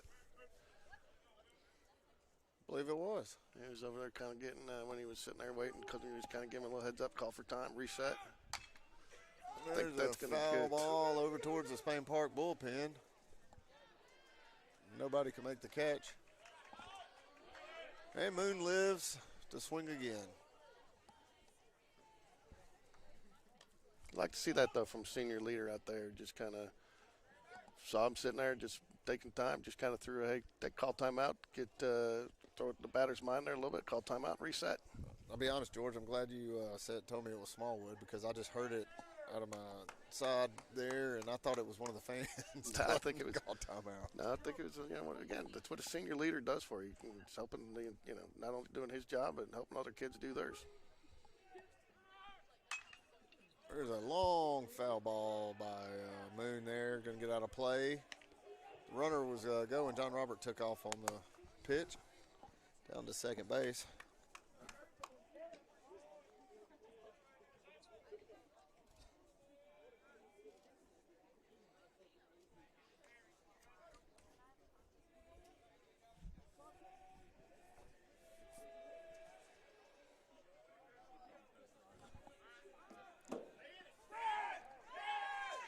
Go!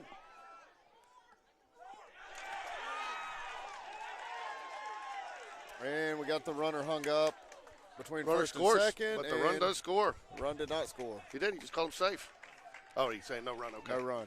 I thought he called him safe. Okay. Yeah. Yeah, if you're going to get hung up there, you got to get in that rundown long enough to get that guy home. Well, nevertheless, Spain Park takes the lead back 6-5 over Hoover as we go to the top of the seventh inning. We got to see a pitching change here.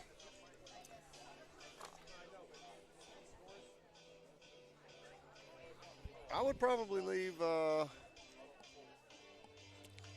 Tobias sitting on 90 pitches, 25 batters faced. No, we're seeing a pitch change. Here comes Blake Patrick now.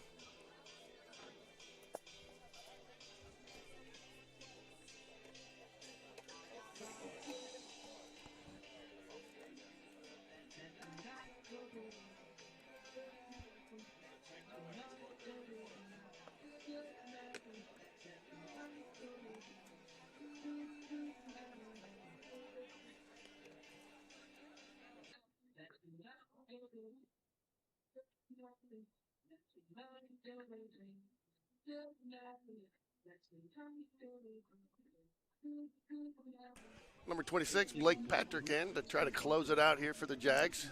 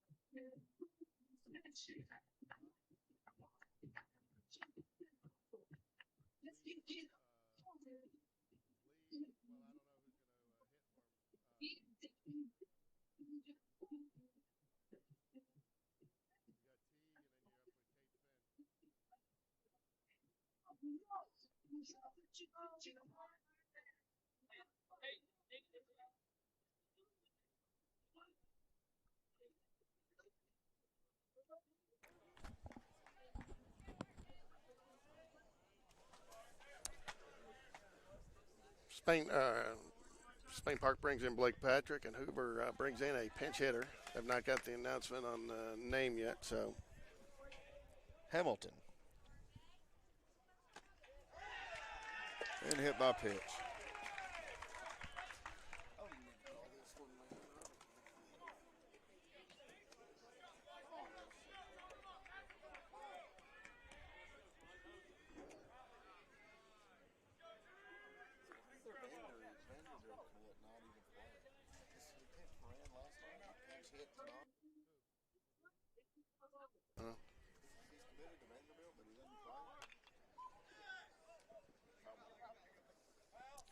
foul ball. Trying to bunt him over, obviously get the little small ball, manufacture a run, at least get it to another inning.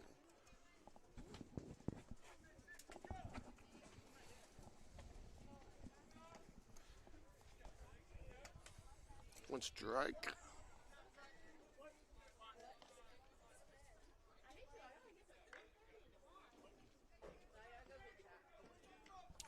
Does sound like there's still some action going on in the bullpen down there. Can't see it, but I can hear some gloves popping down there. There's ball one low. Not sure, not upset as a pitcher if I'm there, but I'm a little surprised I wasn't a strike. It's a good place to put good place to put it.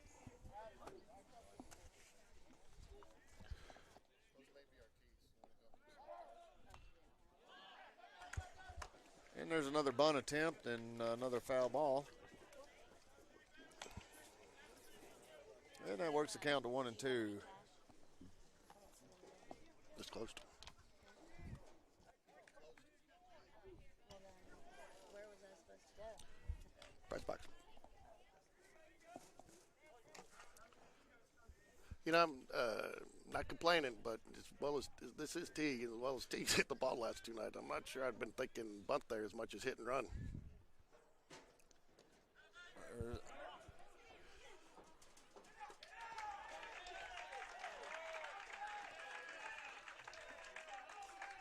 Clay slip.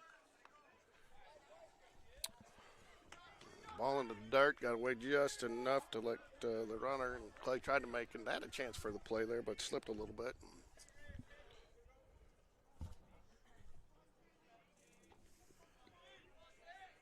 So Hoover ends up getting the runner to second without the bunt.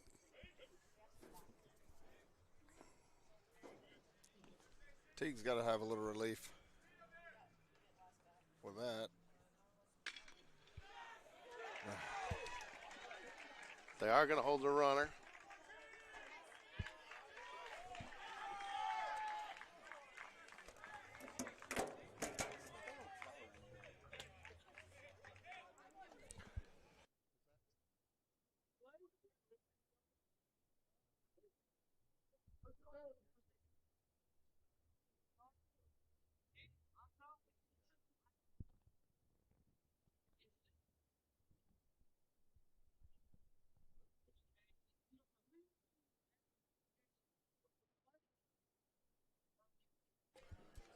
So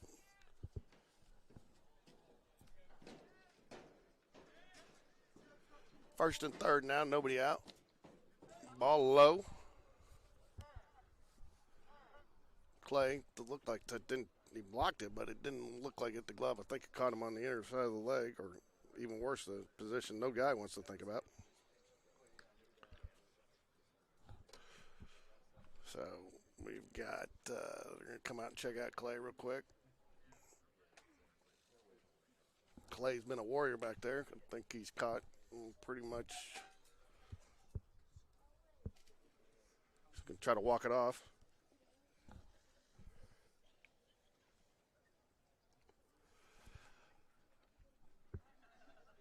Using an opportunity there to talk to Blake Patrick as well. See if he can't settle him down just a tad.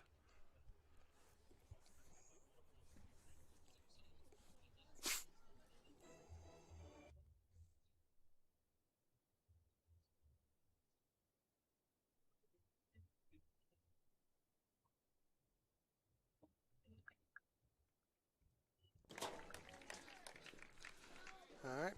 Runners are back on their bases. Coach is back in their positions. Clay looks like he's kind of walked it off.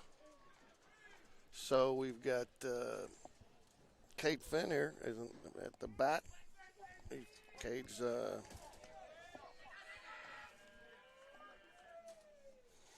for 3 on the night. Another bunt attempt by Hoover and another foul ball. Not sure I get that one. Not sure I get that bunt attempt. I mean, what do you really?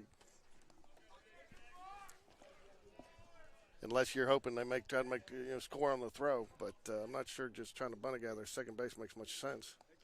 You got other opportunities. Yeah, they were on the run on the throw. Hamilton's got elite speed at third.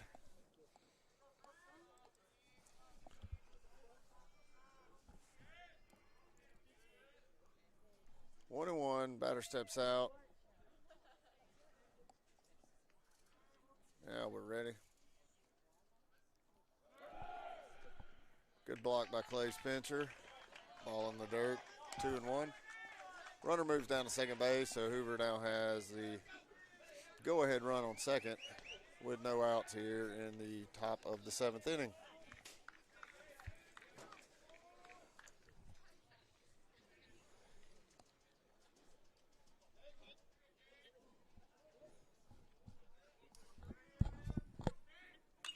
There's a foul ball gonna get out of play, it looks like. What, the 2 balls, 2 strikes now? Yep, 2 and 2. Nobody out. Man on second and third. What do you think here? Curveball, Ricky, for the strike? I'd love to see it. You've been anything but a fastball right here.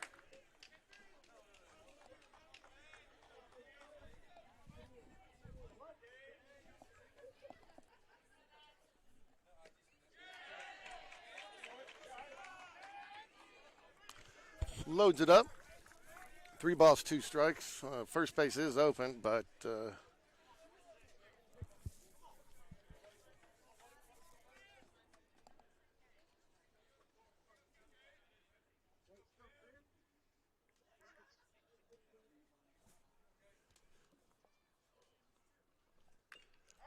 there's a foul ball. Nice pitch by Blake Patrick, but the batter did get a little piece of it. It was a good one foul off there. Glad the rain held off for us, but it is significantly cooler than the last couple of nights. But still good baseball weather. We'll go get you a blanket out of the trunk. I'm trying to find all the positives we can out here, Rick. Oh, gets him chasing one upstairs. That was a gift right there. Ball 4 over his head, and yeah, but you run one up high and 3-2 count. Guys got to swing and think and swing. That's you got a chance to give him a chase around that. the chest, not over his head. And Coach Doesn't matter. Dunn's We got gonna come out and talk to Blake Patrick, and Connor Langston is warming up in the Spain Park bullpen.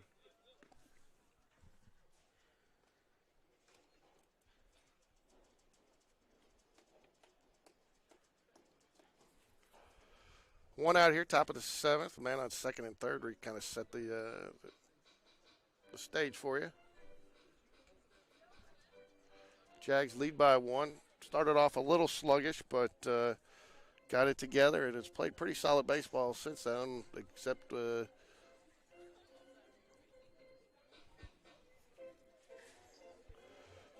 Spain Park 2 errors on the game. Hoover Bucks 1. Spain Park is out hitting Hoover 9-7.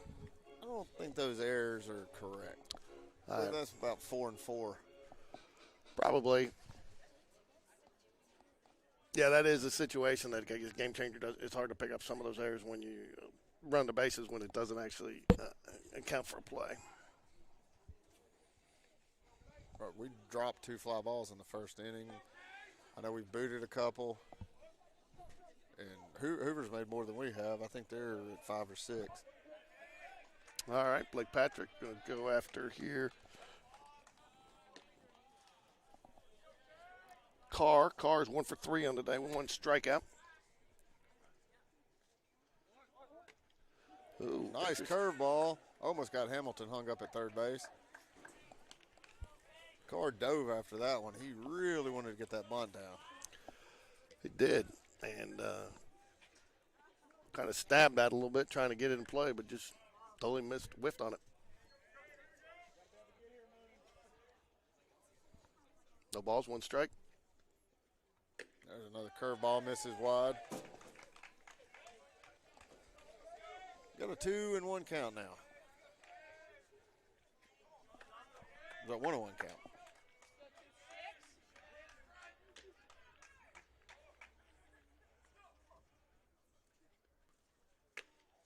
Ball misses wide and low. Now it's 2-1.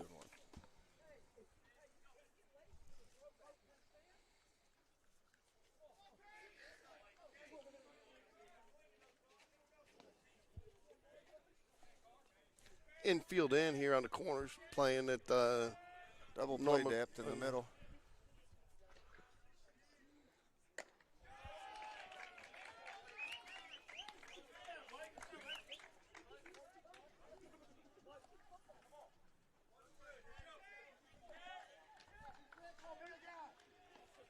Good news is Blashy's up, who's 2 for 3 with a home run and a couple RBIs.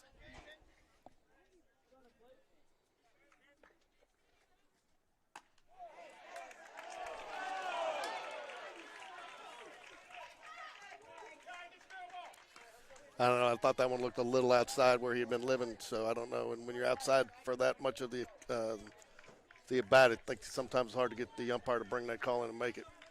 Yeah, well, Clay sets up off the plate a good bit, and sometimes he doesn't move his mitt, and it looks like a strike to the fans. And that hadn't been a call all day, but again, I don't agree with some of the calls the umpires made. But there's a curveball there in for go. strike 1.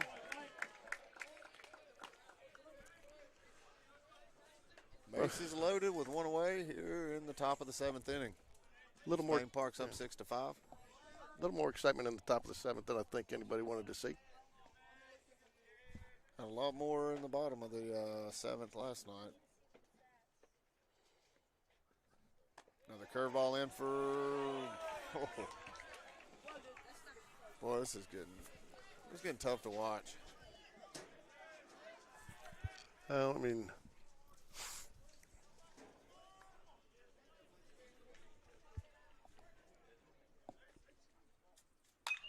There's a pop-up that should be in play. It drifted over pretty far into the Spain Park bullpen. Might have got out of play. Yeah, I got the camera pretty much at. If it's not in view, it just looks like it's pretty close out of play. They might have a little bit of room, but.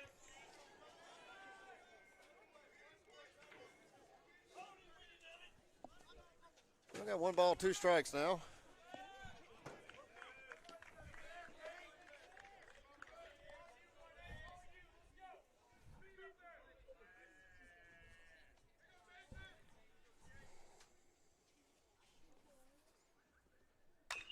The curveball going to turn 2 there.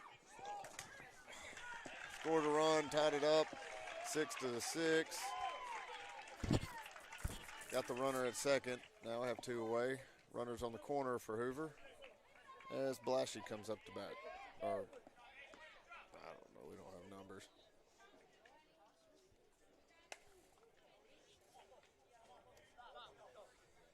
This is whoever came in to bat for Holden, I don't know anymore.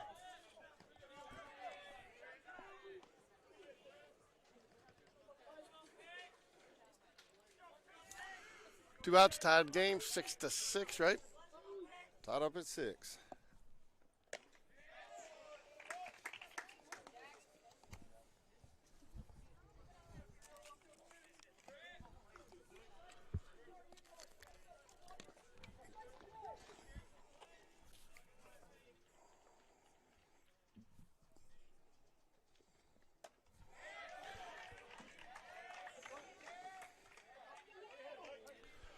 Two balls, no strikes.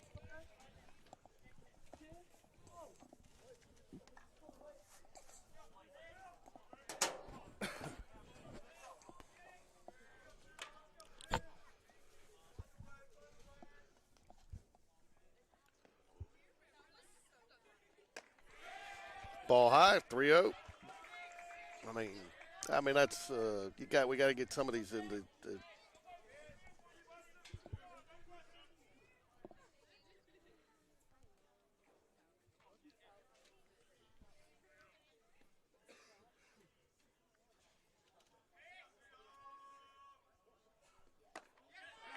4-pitch walk. That's exciting. 4-pitch walk will drive you nuts, but 4-pitch walk will drive you extremely nuts with 2 outs.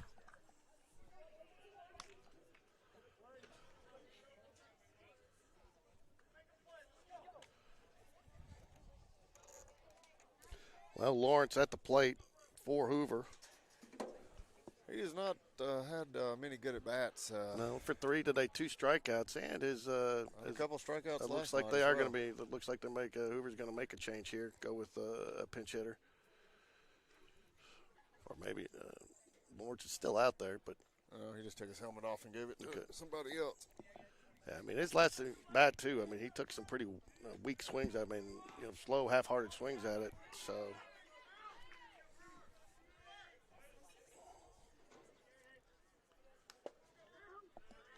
Number 28 in the bat for Hoover. We don't have a roster for him, so we don't have names. Looks like Coach Smith's going to make a change here on the mound.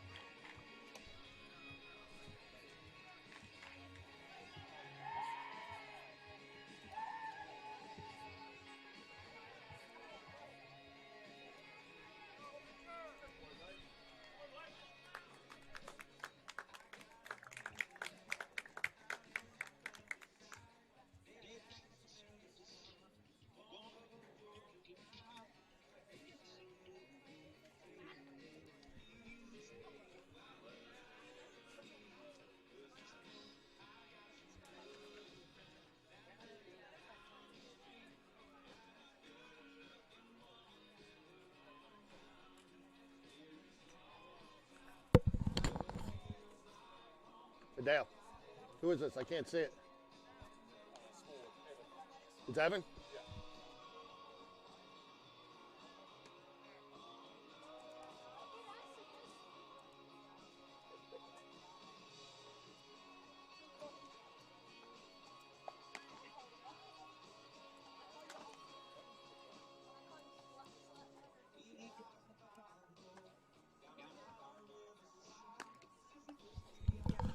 So Evan Smallwood going to come in from shortstop to get on the mound, try to finish up the remainder of this inning.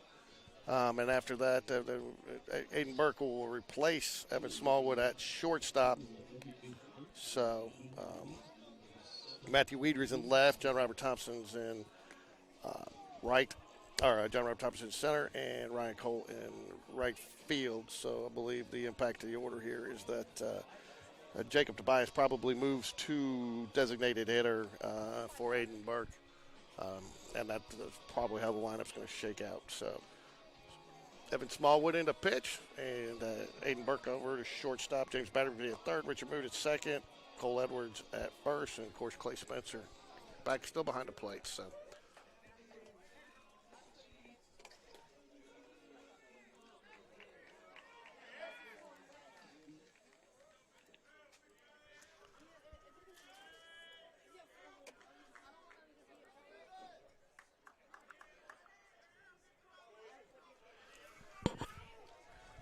All right, bases loaded. Smith up at the plate for Hoover, pinch hitter, so no stats on him for this game. Nice pitch right out of the gate for Evan Smallwood.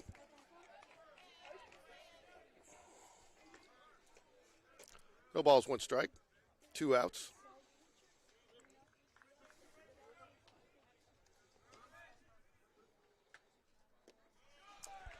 A little low, good block by Clay Spencer.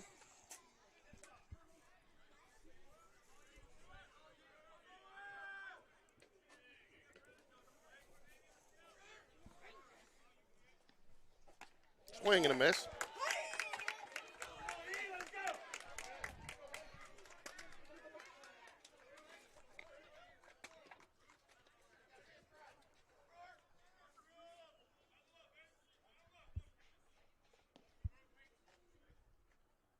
Swing and a miss. Gets a big strikeout. Evan Smallwood. Puts the Jags in a situation now where 1 run wins the ball game here. So great effort by Evan Smallwood to come in and get that last out with any more runs scoring. So 6-6, top or bottom of the 7th. Jags just need 1. Richard Moon going to be back at the plate. He was batting the better last inning when the John Robert Thompson got caught in the rundown trying to get the run home and was out before the run scored, so the run did not count. But Richard Moon will start over. Fresh at bat here and at the top of the 7th.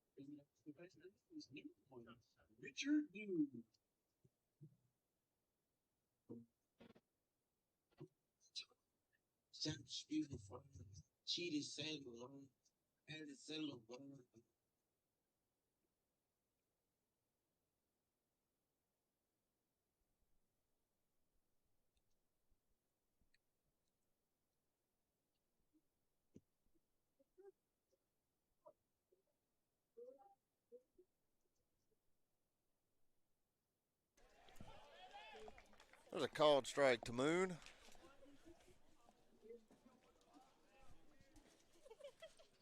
McGarity on the mound for Hoover.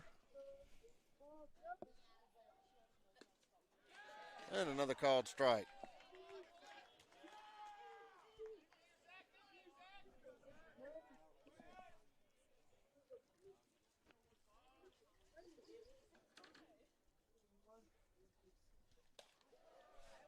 Misses high, takes the count now to 2-2 to Moon. Scores tied up at 6-6 here in the bottom of the 7th.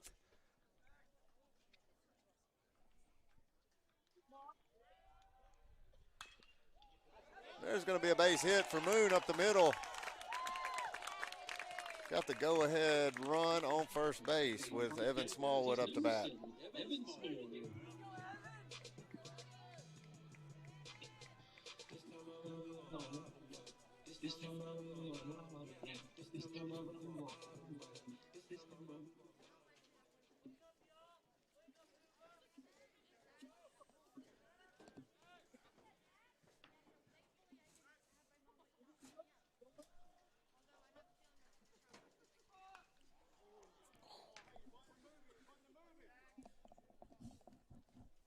Smallwood tries a bunt and fouls it back for strike 1. Nice single there by Richard Moon. Yes, it was. I imagine Smallwood's going to be trying to lay one down again.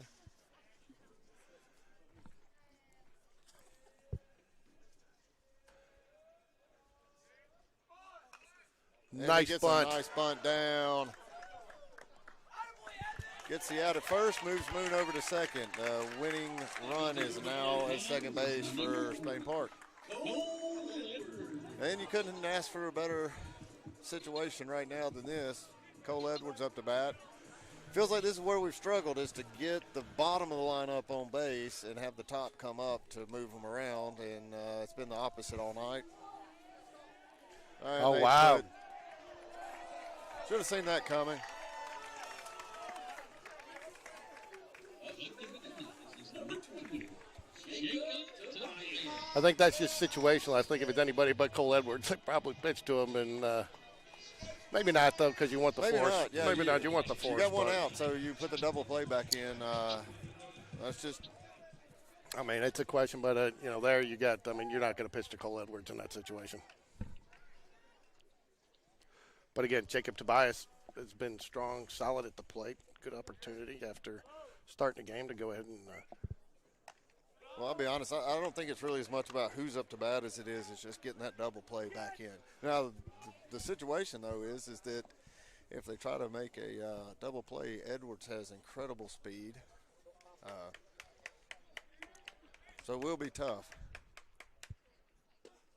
There's a ball low.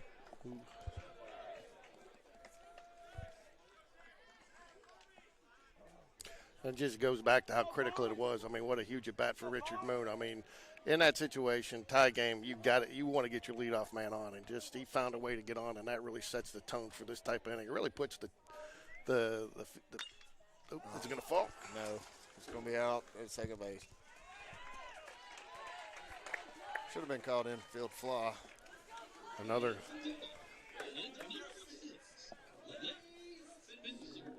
We got 2 outs now. Runners on first and second. Clay Spencer's up to bat. They had a nice hit in this last at bat.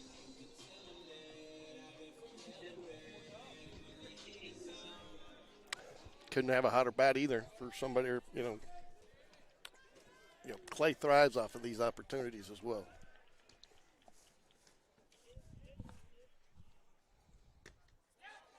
First pitch misses outside for ball 1.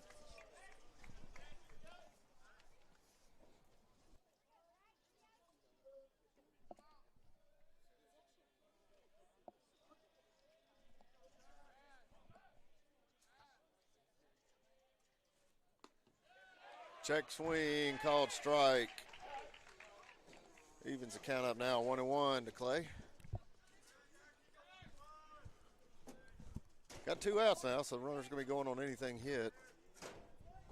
So if a ball does get through, should help Moon to score. Moon's got a nice lead, nobody's holding him. There's a slow ground ball, and it's booted. It's going to load the bases up. There's another error, E4 for Hoover.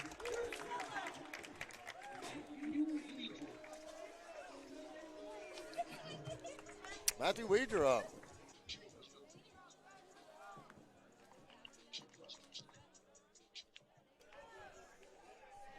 Middle infield has not been friendly today to either team. All year. Weeder's 2 for 3 tonight. First pitch misses low.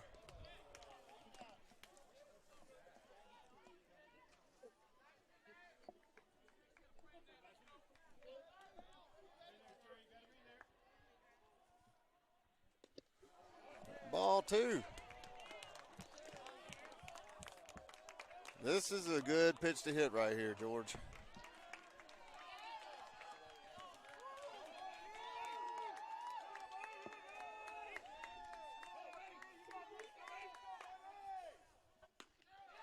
And there's a called strike. Counts goes to 2-1.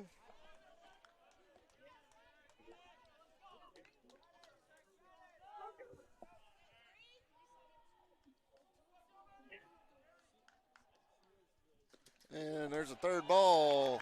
3-1 count now. Great pitch for Weeder to hit. Hey, we'll take it anyway.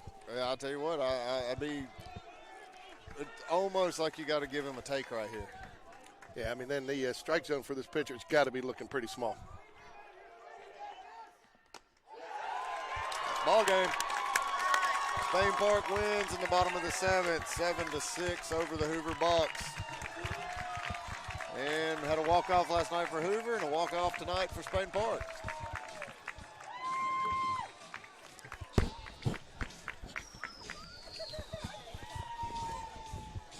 That was good, Ricky. I mean, we couldn't have 2 slip away 2 nights in a row, so. No, they needed that one after blowing that huge lead over Hoover last night. So, you getting out of there?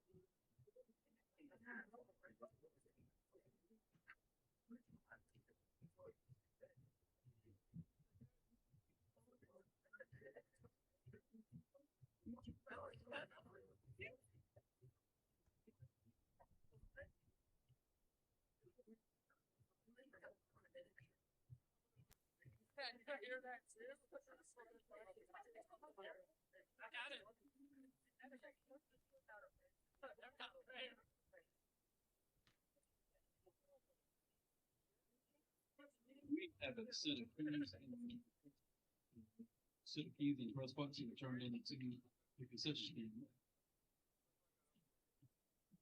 Feature.